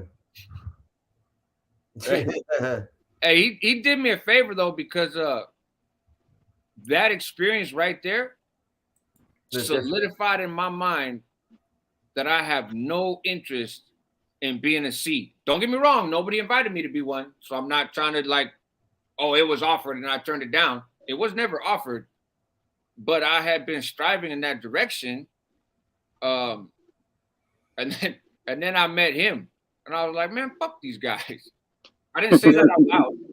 I didn't say that out loud, but that was my thought. Which one, Rudy Castro? Which one, homie? No, I don't got no brother from San Jose. My brother Roy lived in San Jose for a while, but when he was a kid, before high school. But no. Hey, Lucky. Yo. So have you sent any of those overnight deliveries out yet? No, not yet. I haven't really been pushing for it either. We've just been, man, I'm telling you, business picked up, but yeah, I have no problem getting them together. I got the boxes and everything already. But like you said, I think I might just buy a vacuum seal thing and get it going. Maybe just send out a few samples. Hey, whenever you're ready to send some out, then let me know. I'll order some, man. Fucking, I'll be your first customer. Yeah. I'll be your first customer. Let me know. Oh. How would you do it? You go online, make the order, and do the credit card? Yeah. I can send like my Cash App and stuff like that, and then I'll take care of. Because let me see, that's what 5, 10, 15, 20, 25, 30 $30 plus 20, like 22 for the delivery. Okay. Damn. Oh yeah, I'll check it out. Well, whenever, like I said, whenever you got your shit together and want to get it out, whenever you're ready to do it, let me know. Ain't nobody tripping on you, man. Shut your ass up. I'm sorry. I'll be quiet. Why don't you come by, man? No, said do a profile on me. It won't get no views. I won't even watch it. He said, best watch your backs. I don't play games. Right. Oh no. You and I know you're a bitch, man. Oh, God. Well, those are the next words, bro. I gotta go hide. This will be my last time on YouTube. Yeah, I'm with Josh. I reached 10,000, and I'm gonna hang it up, man. Oh yeah, man. Hey, appreciate you guys, man. Milestone 25,000. Yeah. Subs. We appreciate that, man. Right on. Congratulations, bro. Yep. Yes, yeah, that was you got to get your shit going, man. That's a big accomplishment right there. Yeah. Yeah, we still gonna keep pushing, man. Yep. Oh, yeah. Those are the numbers I want to get to when I grow up. You know, you'll get there. I'm on my way. I'm on my way. I've only been doing this. Congratulations to you too, Josh. I see it on your video. You said you had 10. Yeah, I do. I've been doing this less than a year, so I don't think that's too bad in terms of. That's good. No, that's hella good. 10 followers on mine. Yeah. So. I've got how much followers? Oh, wait a minute. I don't got my channel yet. Shit. Yeah, get that shit going, bro. Thank you, Sean. Appreciate that, Sean. I think what happens is you get too high. And so you get Man, hey, you know what? Hey, you sound like my counselor. Sound like my counselor now. I've been called worse. Yeah, that's right. Man. Right. Hey, my counselor be telling me that, Junior, you get too high and you just get careless. That's what it is. And I'm like, no, not what it is, man. I just get careless. I don't care about this shit. Yeah, Raymond, man, they don't never like getting us with them likes, Raymond. Man, hit that like button one time, man. Rudy Castro. So when are we gonna get another sneak peek at your second book? Thank you, my brother. Yeah, man. I'm gonna put another chapter up. Nice. I'm gonna start running another segment on my channel where I'm gonna start doing something that I've been waiting to do, man, for since I started doing this YouTube stuff. I'm gonna just start going through all my experiences, my whole from beginning to end, man. That's what's up. Yeah. So like I was saying earlier, when I wrote that book, I was still under indictment in the Santa Clara County Jail. So shit. At the time, my thinking is I'm not gonna put everything that I've done in this book because these motherfuckers, my mindset was like, these motherfuckers are gonna look at this and be like, we can't let this dude out. Like he caused a lot of damage, man. You know what I mean? Yeah. So the book was You- tamed. It was tamed down, man. It was tamed way down. You know what I mean? There's a lot of shit I didn't talk about. You didn't want to put the nails in your coffin, huh? Exactly. That's how I was looking at it. Yeah. You know what I mean? I mean, if I just, I mean, they obviously knew I wasn't no choir boy, man. But hey, thank you, Anthony and Rudy Castro. Good looking out. They obviously knew a lot, but I mean, if I really just got in the nitty gritty and just started putting it all out there, that's what I thought it would have an adverse effect. Hey, thank you, MHS 415. We appreciate it, man. So I'm gonna start talking about a lot of that stuff, man. But you know, I mean, everybody has their own thing. Everybody does their own thing. But my thing, it's not about trying to glamorize or you know, what's the word? Glorify that lifestyle, or like I said earlier, talk about how many necks I stepped on, how many people I shot and stabbed.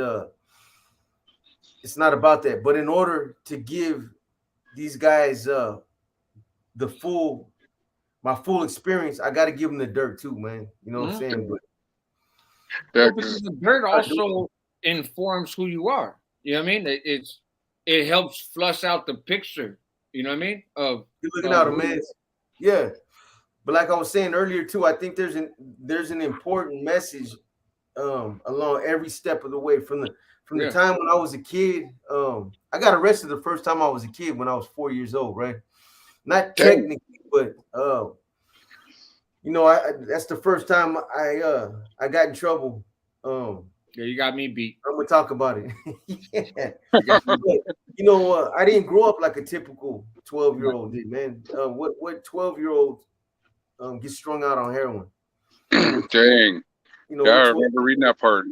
with 12-year-old, I didn't put it in the book. It was too personal for me. You know what I mean? I left it open for interpretation. But if you read through the lines, you know, like, okay, it was a family member that got him hooked. You know what I mean? But yeah, man, it's the first time I put a needle in my arm was my mom is the one that did it, man. You know what I'm saying? I don't blame her for none of that, but I'm gonna talk about all that stuff, man, because I think that there's still youngsters out there right now that can probably relate to that are going through some of those same experiences. You know what I mean? And then how some of my beliefs were instilled within me, and how those would be affected years later when I get put in situations that I was in. You know, our parents all have different ways of instilling our belief system in us, man. And I remember mine vividly from certain things that happened where I was congratulated and I was given high praise because of things that happened. And that it's still that belief system in me. You know what I mean? So be some good stuff, man. You know, Do you think that going through that series is gonna kind of help you in terms of writing book number 2 when you get to that point? probably because you know when you start delving off into that stuff, it starts opening shit back up, and you start remembering you know, oh yeah, man, I remember that, and you start digging deeper and pulling the layers back and going deeper, and yeah, it probably will, man. You know, No, that's good. That's good. Timo wants to know if you're gonna read your book in Spanish. hey man, you guys laugh at me enough for not even be able to speak Spanish. Hey, Timo, you already know, you the one too, boy. You know I can't speak Spanish like that, boy. You know what I'm saying? I can translate it for you, boxer. Huh? I can do it for you. Oh, there You you can go. read it in Spanish? No. Yeah, man, I be fucking words up, man. Which one? Get Timo No, go to ahead. We to should. read your book and make a Spanish version of the audio book. Timo's being funny right now. He's the one that be banking on me, man. Right. Hey, boxer, say this, man. Say that. I think that other boxer guy went through that too, didn't he? The way you were just talking about as a young kid, being on heroin. It was. I'm not sure when. I don't think he started that young. I'm not sure though, but I don't think he was with his mom. I think his mom. No, it wasn't with his mom. Yeah, I mean it's a crazy way of growing up. I mean, it is what it is, man. But with your mom, you know, that just don't happen all the time. But you know, I look at it. My mom was young. Usually that She was young and she was stuck in that cycle too. She was a victim of that cycle too, man. Right. So I don't blame her, man. You know, Yeah, how old was your mom when she had you? you? 16. Yeah, see, so same. My mom Yeah, had my me mom had me at 2 months 16. after her. You 2 know, months she was after young. Her and birthday. my father used to fight like cats and dogs, Yeah. man. They stabbed each other and shit. You know what I mean? I used to see him, man, throw down. And I still remember. Yeah. You know what I mean? Yeah, that shit does something to you, man. Yeah. Does something to you. Then getting shuffled around in different foster Yeah. homes throughout the years, I seen the same shit. Yep. I live with some Africanos, a family. They were foster parents. I seen them motherfuckers straddling the mother in the kitchen, just bombing on her. You know what I'm saying? The son and the father fighting, stabbing each other and shit. I mean, I seen some crazy shit. Some of those foster homes. That's half the reason when I was real young, I was homeless a lot because they put me places or programs and little not like foster families where they adopt you, you know what I mean, but just like a temporary thing, I guess. Yeah. And I didn't want to be there. I mean, I didn't necessarily see stuff that crazy in those places, but I didn't want to be there. I wanted to be with my mom. She was toxic as shit because she was a kid and she had been traumatized as a child and taken advantage of and everything else. So it was hard, man. I went through a phase in my life where I held a lot against her. Like, man, if you would have been better, I would have been better, right? And it's your fault. Yeah. And it took me a long time to come to the point of you did the best that you could, right? And we still have a rough relationship now for some other reasons, right? She's not very good at taking accountability. And so that makes it more difficult. You know what I mean? Yeah. But yeah, that's just rough, man. Yeah, I seen some crazy shit when I was growing up that until years later, I didn't make sense of it until I in retrospect I look back on it. I remember my mom, she hooked up with another cat that would become my stepfather, right? Mhm. But I remember my mom, it's crazy, man. But I remember her getting dressed up and him taking her somewhere and dropping her off. And I was led to believe that she was cleaning house, that she was like Right. cleaning house. But when I think back on it in retrospect, you know what I mean? I know what she was doing. And it's Right. you know what I mean? I have memories like that it's fucked up. You know what I mean? When you're a kid though, man, I don't know. I didn't see it. It didn't affect me when I was a kid, man. I guess I was blind, but I used to see her, you know, she was shoplifting shit. We take her, she go in and she come out with baskets full of shit, bro. Yeah. But I'm gonna talk about all that stuff, man, because like I said, I think it helps other youngsters that might be trapped in that lifestyle still, man. They might be seeing the same things, you know what I mean? And it might help somebody, you know what I mean? No, and I think it also will help people, even like older folks that have been through that stuff and are still trying to figure out how to process it or whatever. You know what I mean? Like, so they're not necessarily kids, but as kids, they seen some trauma and they were scarred by some shit, and now they're a few years older and they're trying to figure out how do I fucking make sense of this and move forward. You know what I mean? And that's important, bro. That's important. The But way I look at it, all your channels help a lot of people. Everyone has their own story, from Rascal, Gunner to, Rojo. And I watch them all, and I watch them all equally. Like when you guys come on and I'll listen, a lot of stuff that, it's almost like going to like a AA meeting if you've been through prison, if you've been through gangs. And then you see, some people will be like, oh, like how you say, some people may think you're bragging about it, which you're not, but you're just sharing a story to help other people to not go down that path. right. Yeah. So I try to only share stories from my own experience if I can see how there's something there that could be helpful, not only to folks that have been to prison or folks in a lifestyle, but I try to also find the lesson in there that people who haven't been about that life could maybe take, right? Like, oh, so this applies to prison politics, but it also applies to the business world and having a job. So I'm not perfect at it, I'm sure, but I try to restrict what I say. Um, and so somebody asked if I was going to write a book. I've been being asked if I'm going to write a book since I've been home from prison, and I always say yes. I think I'm gonna start working on it soon, man. Hey, this is fucking Iron Bear right now. Right. What's And that? and his eyes are all the way black, like as if he's using a Snapchat filter or something. What's going on? What happened? What I do now? What I do? If you see like me you looking a down, good one, I got boy. my phone. I don't know how you did that, man. You made one eye stay open, the other one went that way, bro. It's a gift, man. It's a gift. Yeah. It's all good, boy. You tired. It's been a long day. Yeah. I'm blazed. I'm high.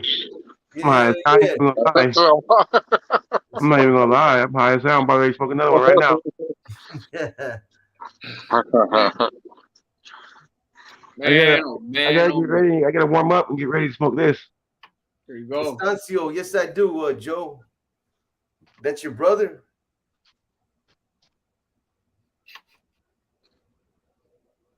Oh, dang. Is that Moon Rock? No, that's some rosin. Oh, dang. The channels help some of us that had family in groups and out of prison understand it. Yeah, man, most definitely. I think Box and I got to talk. I'm kind of throwing it out there just on Front Street in public, but I think maybe we'll be able to work something out where periodically, we hop on a live together because people seem to like that. Yeah, hell yeah. So we'll maybe like one time we'll do it on his channel, and then the next time we'll do it on my channel, and kind of cycle back and forth. Definitely, bro. And just top it up, top it up. And so, yeah, so do you guys know each other in the yards? No, we never crossed paths. Oh, okay. Apparently, we came close. We were one step closer in the Bay, but no. Yeah. Yeah, I like that one that Flacco did with that out of state, the Washington State Sereno guy, and how he went to the California prison, and then he was like, man, I'm telling you straight up, I was just scared. He's like, I'm not getting into that beef. And I was wondering how like out of state people would have been treated, even though we represented, Sereno, Norteño, and then we go to like the motherland of the whole. Right. You know what I mean? I was just like, dang. I was like, man, they probably treat me like crash test dummy, like have me do, whatever. But I never ran across a northerner from out of state when I was in there. I would like to believe that they would be embraced just like any other northerner, right? That would be my approach at least. But they'd have to go with the program. You know what I mean? yeah. If they're used to a different program or a more relaxed program in another state, okay, well, this is the program here, right? You don't get passes because you're from somewhere else. But I've heard people that did time here. Hey, how you doing? Hello. What's your name? That's Travis Jr. Travis Jr. Is that right? You want to jump on? Travis Jr. is very interested in something other than us. Yeah.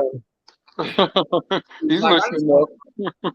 I just want to kick it with my dad, man. I don't care about all these people on the street. Right. I'm just being with Pop. Right. That's mine and my lady's little buddy, man. He's always with us. So we're probably gonna cry when he goes to school next year. maybe my boy Nicoya. Hey, Box, did you ever do any time with any out-of-state Norteños? Out-of-state Norteños? Nah, they never came through the shoe. None that I was aware of now. Oh, okay. I spent most of my time in the shoe, so if they didn't come back there, man, I would have never ran into. Yeah. That's pretty cool. You met Tukey. Didn't you say you met Tukey? Oh, yeah, he was my neighbor. Dang, that's pretty cool, man. He was my neighbor over there in the Adjustments. Good dude, man. Real soft-spoken, intelligent cat. You know what I mean? I knew a lot of those dudes over there, man. The good ones and the bad ones. Yeah. If you had to pick between doing time, say in the Bay, and doing time over there at the adjustment center, which would you pick? Shit, it depends on the time frame now because the adjustment center now is fucked up. It's all messed up. Whoop, I forget, man. You got kids, right? The adjustment center right now is all messed up. It's slammed down. They're behind sealed doors, and they're just, it's a whole different setup than when I used to go there, right? I don't know. Hey, I adjusted to that kind of doing time. I could do, I hate to say it, but if I had to do 20 or 30 years back there, I could do it. Right. Dang. Because, yeah, it's just because I adjusted to it. And I could do it, man. You know what I mean? If that was the end of my life, yeah, if that was the end of my life right there, unfortunately, I mean, nobody wants to spend the rest of their life in prison. Don't get me wrong, but I could do it, and it just wouldn't be that bad, I don't know. It's because I'm not saying I like to do my time up there, but it was okay for me, man. Doing time in the Bay.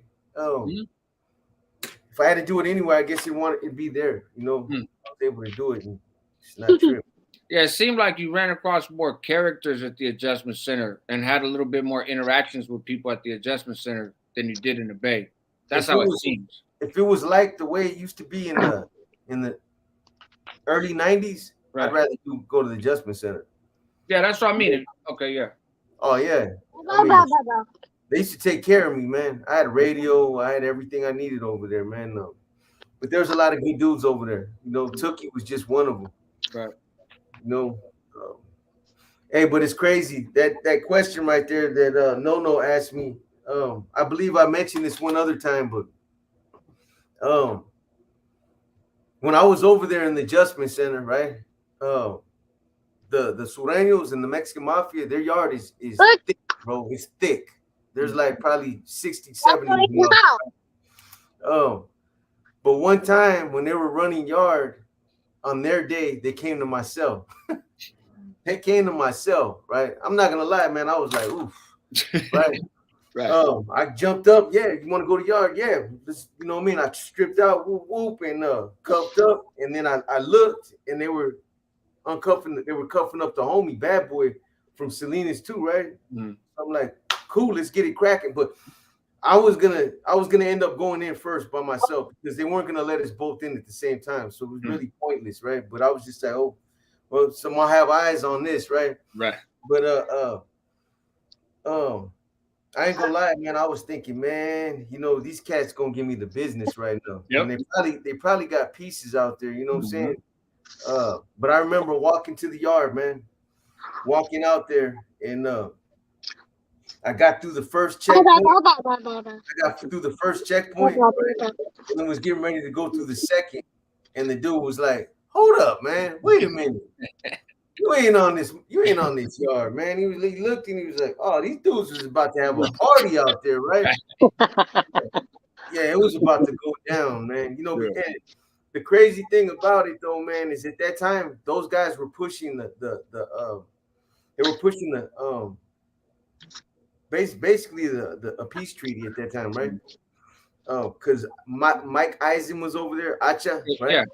Yeah. And he got at me, and I'm like, hey, bro, I'm gonna be honest with you. I'm not at liberty to have that discussion with you. I can't make those kind of choices, right? Even though I was an NF member already, but I was like, that's just on a broader scale than what you know what I mean? Yeah. But they were like really pushing it. Hey, we can come together and we'll whoop it. But anyway, even though I really wonder to this day, like if I would have made it to the yard, if they would have tried to embrace me. Or if they would have just tried to give me the business, they would have gave me the business because I would have went out there and got off, right? Because I would have had to. But yeah, it was a crazy experience over there. You must have had your shirt on now. Did I have my shirt on? Yeah. Because I would imagine it's no, it was a CO that wasn't a regular. Yeah, because I'd imagine you cuffed up in just your boxers like you normally would go out to the yard in the hole. You got plenty of tattoos that show that they weren't tripping on it. Some of the COs, I don't know if they were like, you know what I mean? There was a couple that were regulars, but I made it through that first checkpoint, and I was like, it's about to go down, right? You know what I'm saying? If I make it through that bottom gate, It's on and cracking, man. You know what I mean? And I almost did. When I got down there, he was a regular, man. Just find you a little corner of the fence. Hey, man, yeah. I was already thinking like how I'm gonna do it, right? I wasn't gonna waste no time on me. It's like as soon as that gate cracked, bro, I was making a beeline for the closest thing moving, bro. You know what I mean? Yeah, them dudes out there on that yard, they they weren't playing, bro. You know what I'm saying? And they had more dudes on death row than the NF ever did. Oh man, you kidding me? There was only like 3 or 4 NF. Right, that's what I mean. And them dudes were getting like 2 or 3 a week. Oh shit! I don't remember for a while coming from LA County. Them dudes were thick out there, bro. When the ABs got off with them cats, they didn't have a chance, bro, on that yard. Them dudes, they smothered them. You know what I mean? There was so many of them. Billy Ray and Price, Curtis. Come back and pick me up. You know. Yeah, I didn't know that they. I figured the MA was deeper in there in terms of the death penalty folks, but I didn't know they were that deep. They're deep, homie. They're deep. Yeah. Well, a lot of them are sureños, right? A lot of them are sureños. Then you got a lot that were camaradas too, right? Actual Mexican mafia members. There's still there was about probably 15, about 15 of them. So they had a whole ass program of just condemned dudes. Dang. Yeah, man. They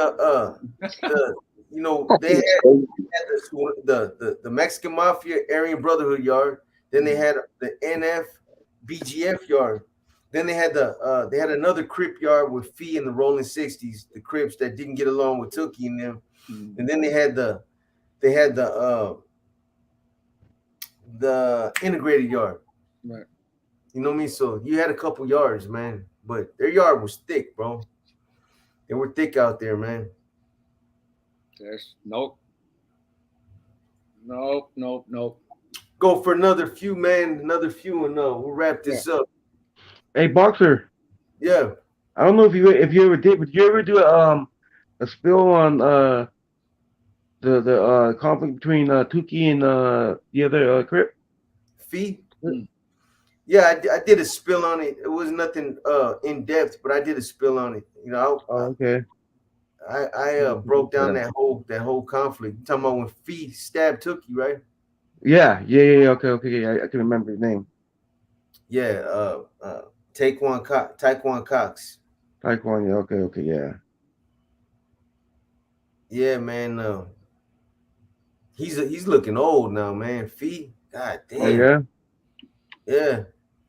I mean, I guess it happens to all of us, but you can tell he aged, man. Fee was always, he looked like a fucking, believe somebody else described him like that, like a fucking reptile, bro. Like he just had a weird look to him, but he had his yokes on, right? Here comes this fag again. He had his yokes on, right? He had his yokes on, man, and he was ripped up. That's all he used to do was bar work, man. You know what I mean? But yeah. It's funny, man, because you would think a lot of folks that's locked away in the box, they don't necessarily age as much as like people in society do, right? Because we don't get as much skin. They tend to be a little bit healthier, you know what I mean, and stuff. So yeah, that's like they say, prison will either kill you or preserve you. Yeah. I mean, it preserved me. Yeah. Oh, me too, clearly. You know. Oh, you sure? Are you sure, Josh? What happens if you refuse? Absolutely. You sure about that one, Josh? Yeah. Hey, Rufus, if you refuse, the circumstances. I mean, if you were told that you had to take out a weapon and you refuse, you might as well not even go out to the yard, man. Right. You know what I mean? That's the magic about being a leader, though. I used to have to do all that. I'd have somebody send it to my neighbor, send it down the fucking tier. You know what I mean? I'm not doing that shit. You know what I mean? Hey, did you have secretaries too? Secretaries, you know how it goes, man. No, hey, honestly, because my writing is so distinctive Mhm. that I learned that it was smart to have a secretary. Ah, good point. You know what I mean? Right.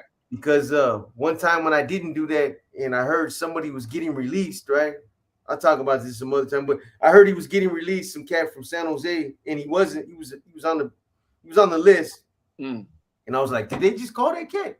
And he was like, yeah. And they called these other homies. I was like, I wrote this down real quick.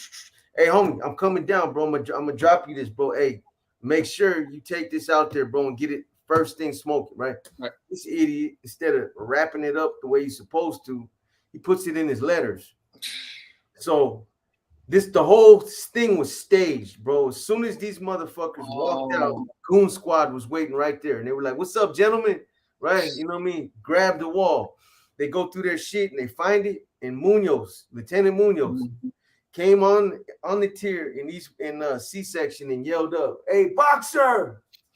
This is my fucking prison. You don't run shit, motherfucker." You know what I'm saying? He was like, hey, this fucking wheeler that we just found, this shit right here is gonna get you a case. I'm hitting you with an attempted murder, you motherfucker. You don't stab nobody in my prison, right? And Fuck. yeah, You put that in your book, huh? Yeah. You had that in your book, huh? Yeah, and he meant it too. Motherfucker, I was tripping too. I was like, this motherfucker's gonna hit me with the fucking attempted murder. Wrote me up, wrote it 115, bro.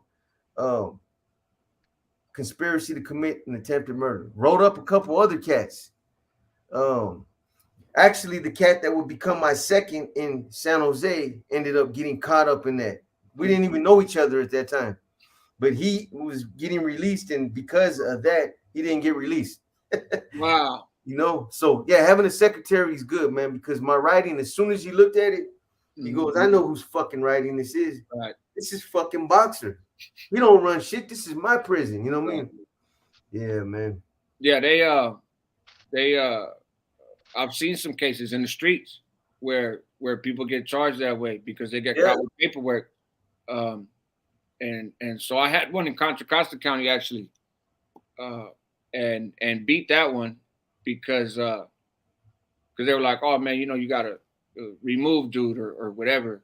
And so my thing was that doesn't necessarily mean kill him. It could just mean he gets beat up, could just mean he gets cut, right? So to say it's an attempted murder.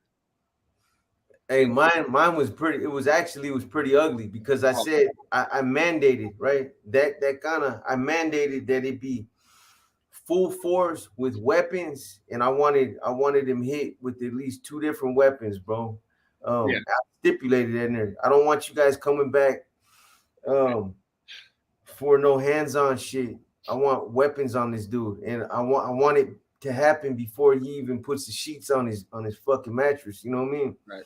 And it was all a setup, bro. Right. He had you hook, line, and sinker. Yeah, straight up. So the dude with the kite that decided to put it in his mail, did he wind up getting deemed? You know who? It was a cat from San Jose that ended up being no good anyway. Wow. Okay. He ended up being no good, Joe.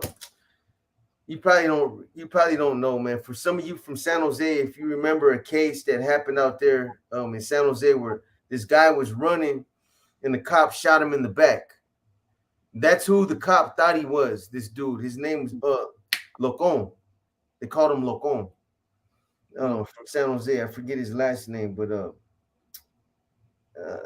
yeah, he ended up being no good. I don't think he purposely gave that kite up. Nobody knew that the squad was going to be waiting outside the fucking door. Yeah, but that level of recklessness.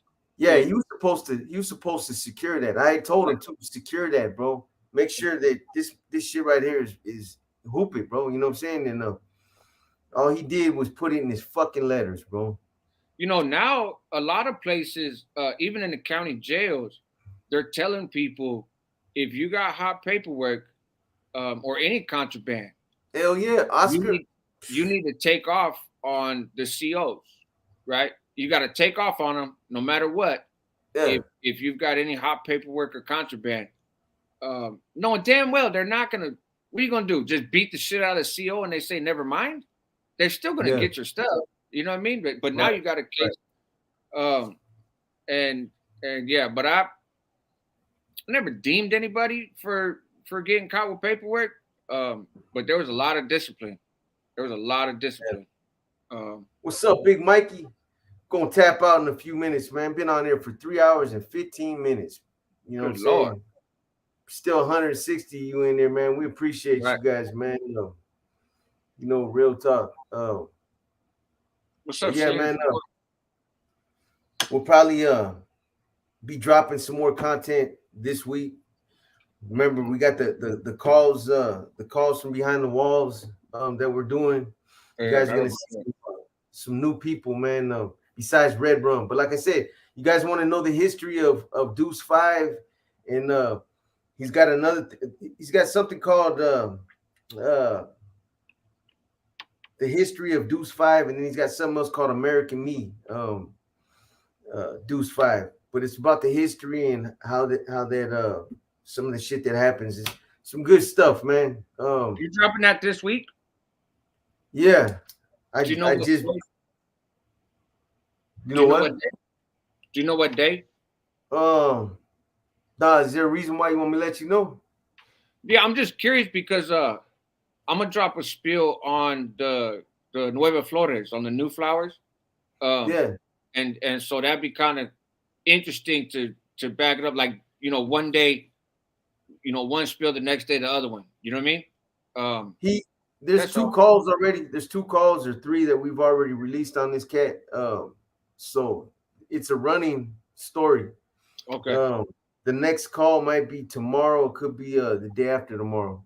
Oh, okay. Yeah, I just think it's neat. Like if both spills drop in the week, you know, that's sure. And then the other thing you mentioned too, man, I'm all for it, bro. You know, anytime you wanna, we could do that. We could go back and forth. Yeah, I think you guys would be a good hit with you guys. Yeah, most definitely hella good. You know, and I enjoy it. Like, I enjoy sitting here bullshitting with Box. Yeah, anyway. me too, man. Yeah. Well, I'm always down for letting them come on, man, because we chop it up, bro.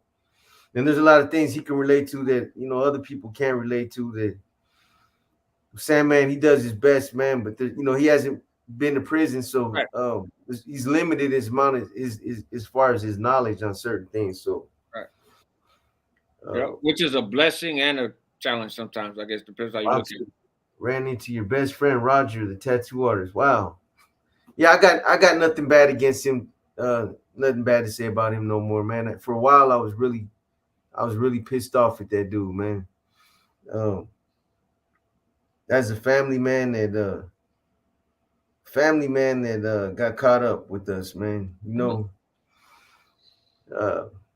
it's crazy though. If you remember my book, I ain't gonna go there, man. Yeah, he's a good dude, man. You know, hopefully, him and his family are cool.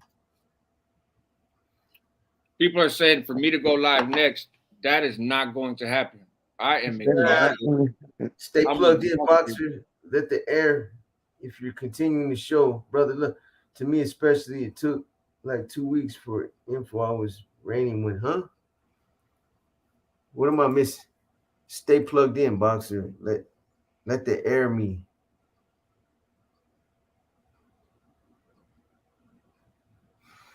I'm confused, Adrian. What are you trying to say, homie?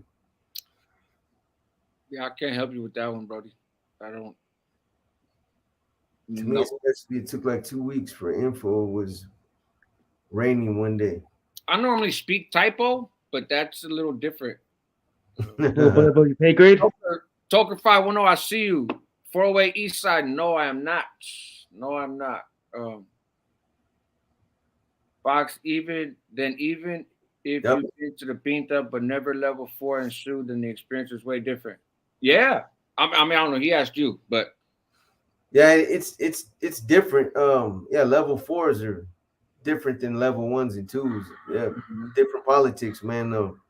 Yeah, you know, I know for those of you that have been out on a level 4 yard, I know you can probably confirm this, man, but there's something about walking out there on a level 4 yard. You can feel something in the air, man. That's it's just that tells you it's not a good environment. You know what I mean?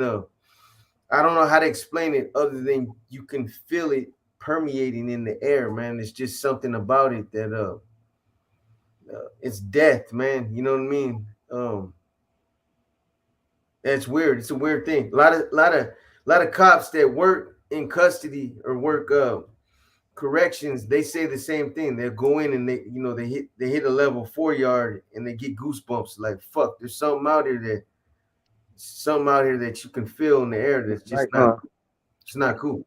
I You know? think part of it, and yeah, you're right. I can relate. I hear that. I think part of it is there's just a level of seriousness, and I don't have a ton. I haven't been to a ton of different main lines, so I don't have a lot to compare it to, right?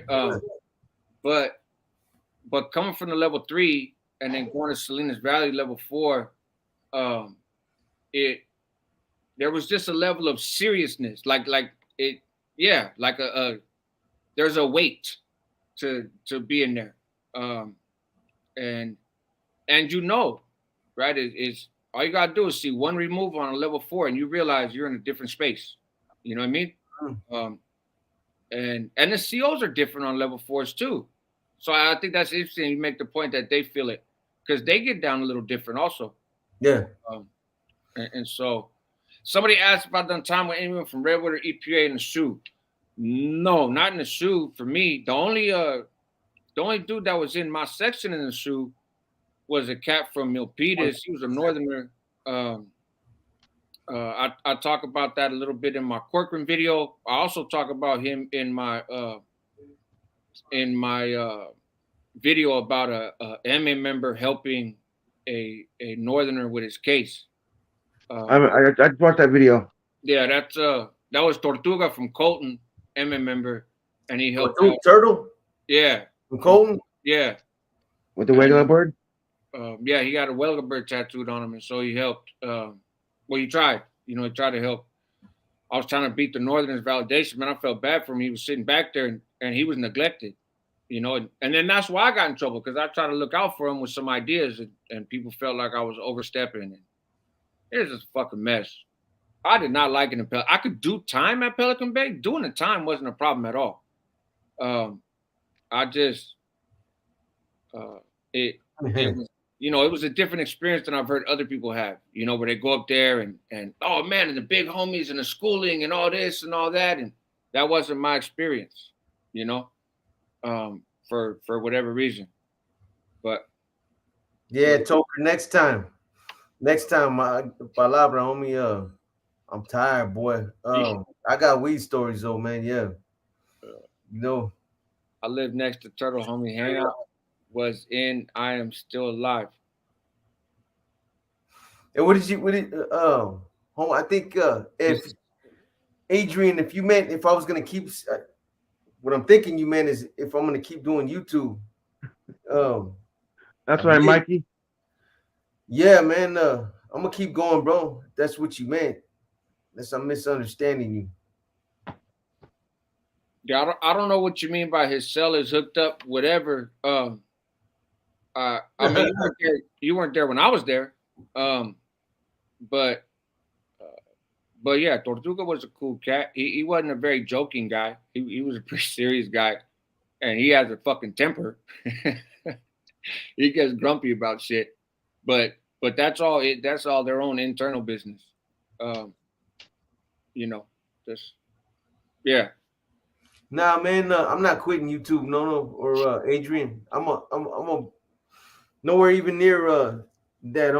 I appreciate you guys though, man. When I was talking about earlier is it's just I want to start talking more about my personal experiences myself, so that whenever I do down the line decide to pump my brakes, I've done that because it's something I haven't done on YouTube yet. I've never sat there by myself and addressed you guys and walked you through all my history, everything that happened, how I got involved, all the little shit that I was involved in along the way. You guys got tidbits, and then, like I said earlier, you read my book, but again, the book was tamed down for the reasons why I explained. So that's what I'm gonna start doing, man. It's called the thumbnail that I put on my community page earlier.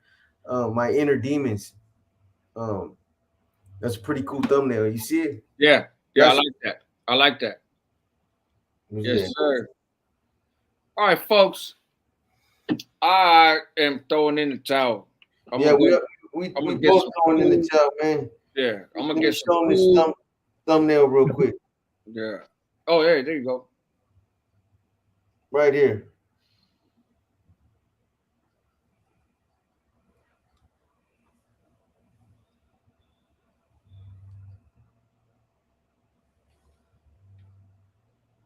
You can't see it too good right there, man. But well, make it so that only your window shows. You know what I mean? Yeah. If I remember how to do that. There you go. Perfect. Yeah, that's not bad. Go on my community page, man. You guys can see it. But you gotta look real close to see what it's a pretty cool thumbnail, man. But that's the thing that I'm gonna start doing this week. Might be tomorrow, might be over the weekend. So I'm gonna start that first one. Cool. See how it goes, man. Hey, but man, we appreciate you guys, man. Appreciate you guys spending these last 3.5 hours with us. All the support, you know what I mean? I'm gonna those of you that got more questions, continue to put your questions inside the comments. I'll find them. I'll get them. I'm still doing that Q&A. It's a running Q&A. This is the third part of it. So get your questions in, man. I'm gonna be working on them. And then we got the books, the audio book stuff still going. Sandman's still gonna be running his panels. We're kind of exploring the idea right now about the clubhouse, a way where we can start doing the clubhouse kind of thing where you guys can call in, where there's callers, you know, people that can call in live to the show, and some other shit that we're working on, man. And then I'm gonna be doing the thing on myself. So we got a lot of things going on, man. We're trying to bring it to you guys, man. These last 2 weeks been kind of slow for the reasons I explained earlier. I got a fucking half of a house right now with water damage. But we're gonna start going hard again, man. Sandman quit his job so that he can devote 100% of his time to this stuff. So got fired. But Got fired. Hey, he tried I was thinking that same thing. He tried to steal something, man, and got caught. What you trying to do? Steal boxes? Trying to go to clubhouse? He was sending out boxes of books without paying shipping. Hey, this clubhouse got to. Hey, this clubhouse got to his head. He tried to steal boxes. Exactly. Yeah, he said he was the general. Hey, Anthony Merkovich, I missed your question. I'm getting off right now. Just you can go post it on my page though if you want, and I'll take a look at it, and we'll kind of go from there.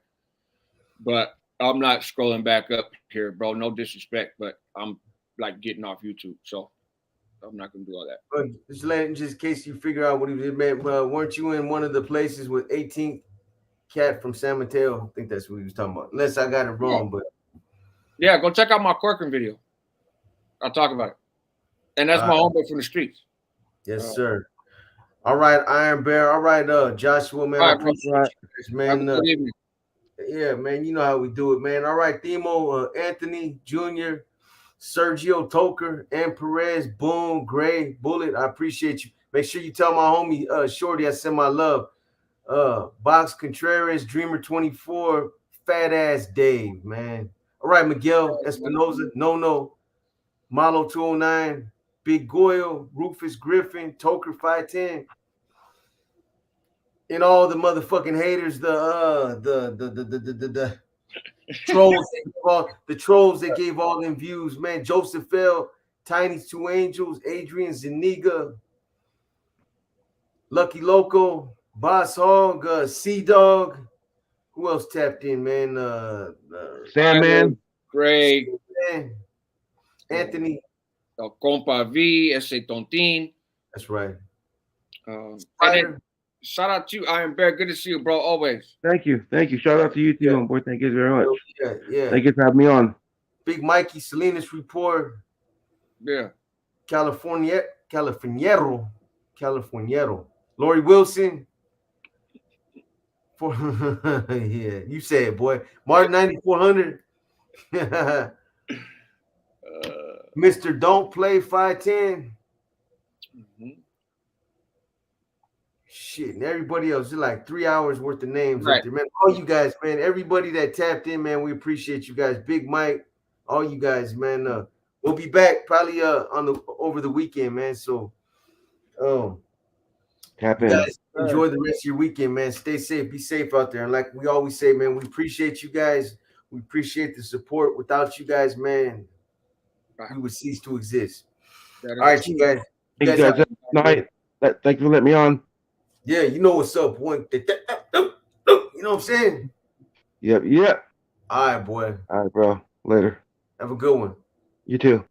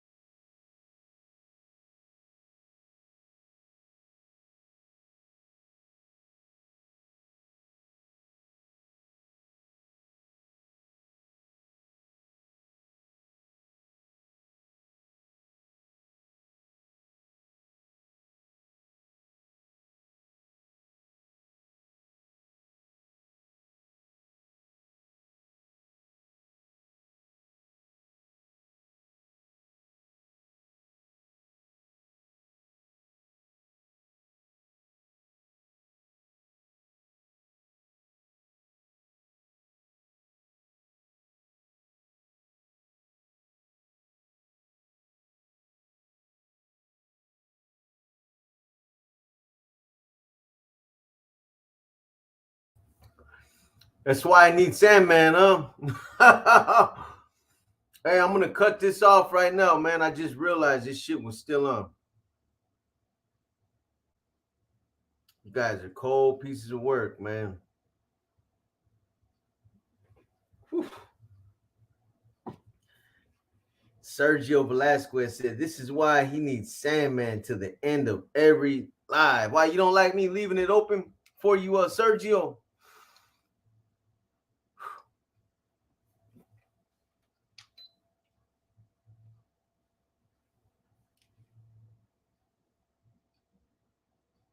Come on, respond, man, respond.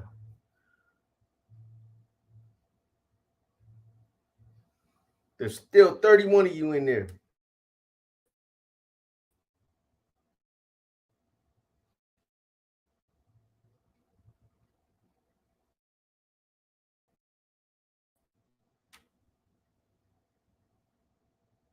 All right, you guys, I'm gonna go ahead and cut it off then, man. You guys ain't fun. You guys ain't no fun, man. Nobody's saying nothing.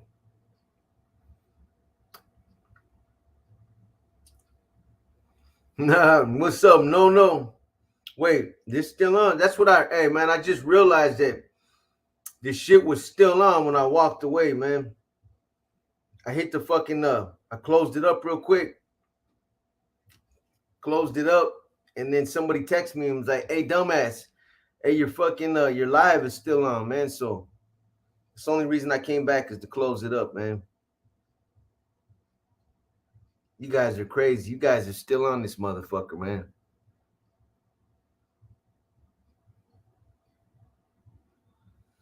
Boxer, what do you think of?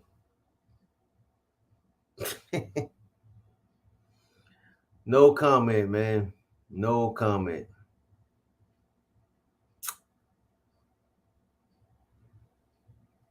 Would you like a more in-depth conversation about corny? Or you would like a more in-depth conversation about corny? Yeah, I'm gonna give you that, bro. No, you got it, man. Fucking hot. I'm gonna get into all that, bro. I've never seen a naked vato do the chola thing. Oh man.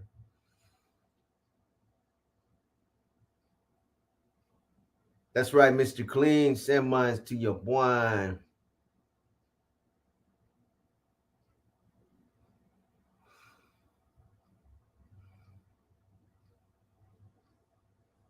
Corny and Skip, are they the top of the NFT? I mean, they were.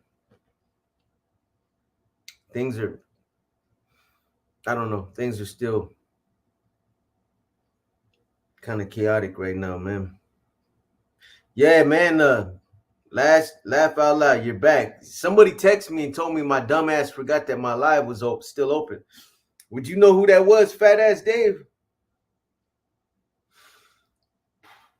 And then when they were in Folsom in the back, would be a good story to tell. Yeah, I got you, bro.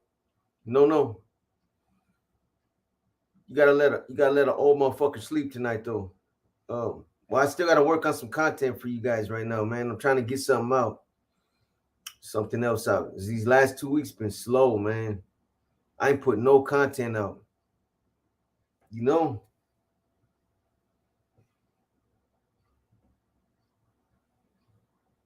Yeah, they changed a little bit. M. Perez, sleep is for the weak. Sleep is for pussies, huh? I know, man. Sleep is for the weak. That's why I stay up all fucking night, boy.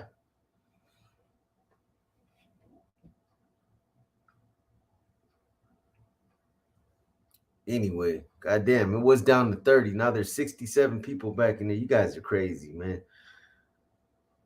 Not by name, Mr. Don't Play 510. I can't remember. I met a few homies from Newark, man, but far and few, bro. Sleep is for fools that send naked pics. Oh man.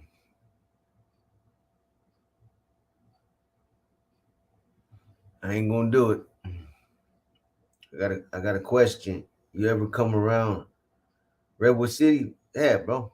Most definitely drunk investor. I used to live in Redwood City. You're gonna hear about a case that I caught in Redwood City. A pretty crazy case that I caught out there, man. Dispense a big box, but gonna tap out. Keep your hustle. Yeah, man. I just came back on real quick just to close this up because somebody texted me and told me that I left this shit open. But hey, it's all good. AC Lopez, man, Jr. Have a good night, man. I'll catch up with you guys tomorrow or not tomorrow, man. Over the weekend, man. Yo, Boxer, do you know OG from Sunnydale named Keno? Yeah, I know Keno. Yes, I do. From Keno was around when I used to fuck around in Sunnydale when they still had the Geneva Towers, man. When I used to go to uh, Visitation Valley, when I used to go to Woodrow Wilson. Yeah. So what it do, Boxer? Did you know Martin Chacon?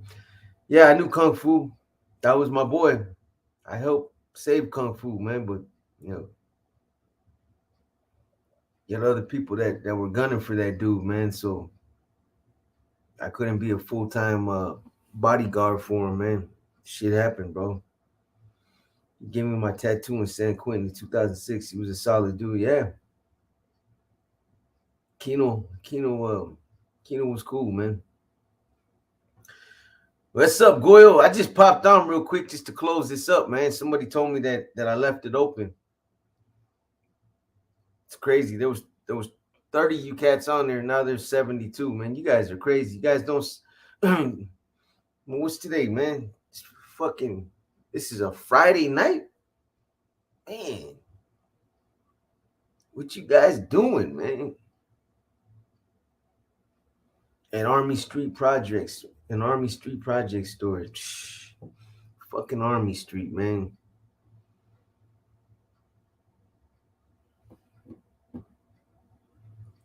Yeah. Show is, man.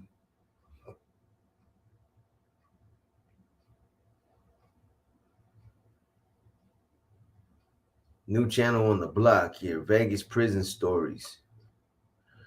Oh, yeah.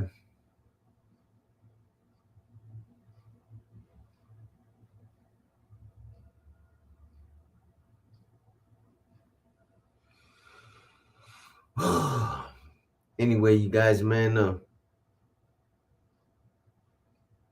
gonna go ahead and make it official this time, man. Like a coach's whistle, and definitely sign out this time, man. Seriously, I appreciate you guys. No, all the rest of you guys, man. Fat ass Dave, Goyle, drunk investor. Today I made my first spread, and I decided that jail ain't for me. Hey, drunk investor, I could make a spread, and he'd probably be like, "Fuck, man, I don't mind going on a 30-day kick or something." No, seriously, some good food, man. That good recipes that come out of jail, but yeah, it is for the birds, man. Top ramen soups and all that other fucking salt, nothing but salt, man. You got to get the good recipes, my boy. Anyway, you guys, I'm gonna go ahead and sign off for real this time, man. I am. I'm gonna unplug it this time. Watch. I'm gonna hit this end broadcast, man. Close it up for sure, for real. I'll see you guys back on here Saturday or Sunday, and watch for my thing, and I'm gonna start putting out during the daytime, man. I'm gonna open up and talk about some stuff with you guys, man. So tap in for that. You guys have a good night, man. Much love and respects to all you guys, man.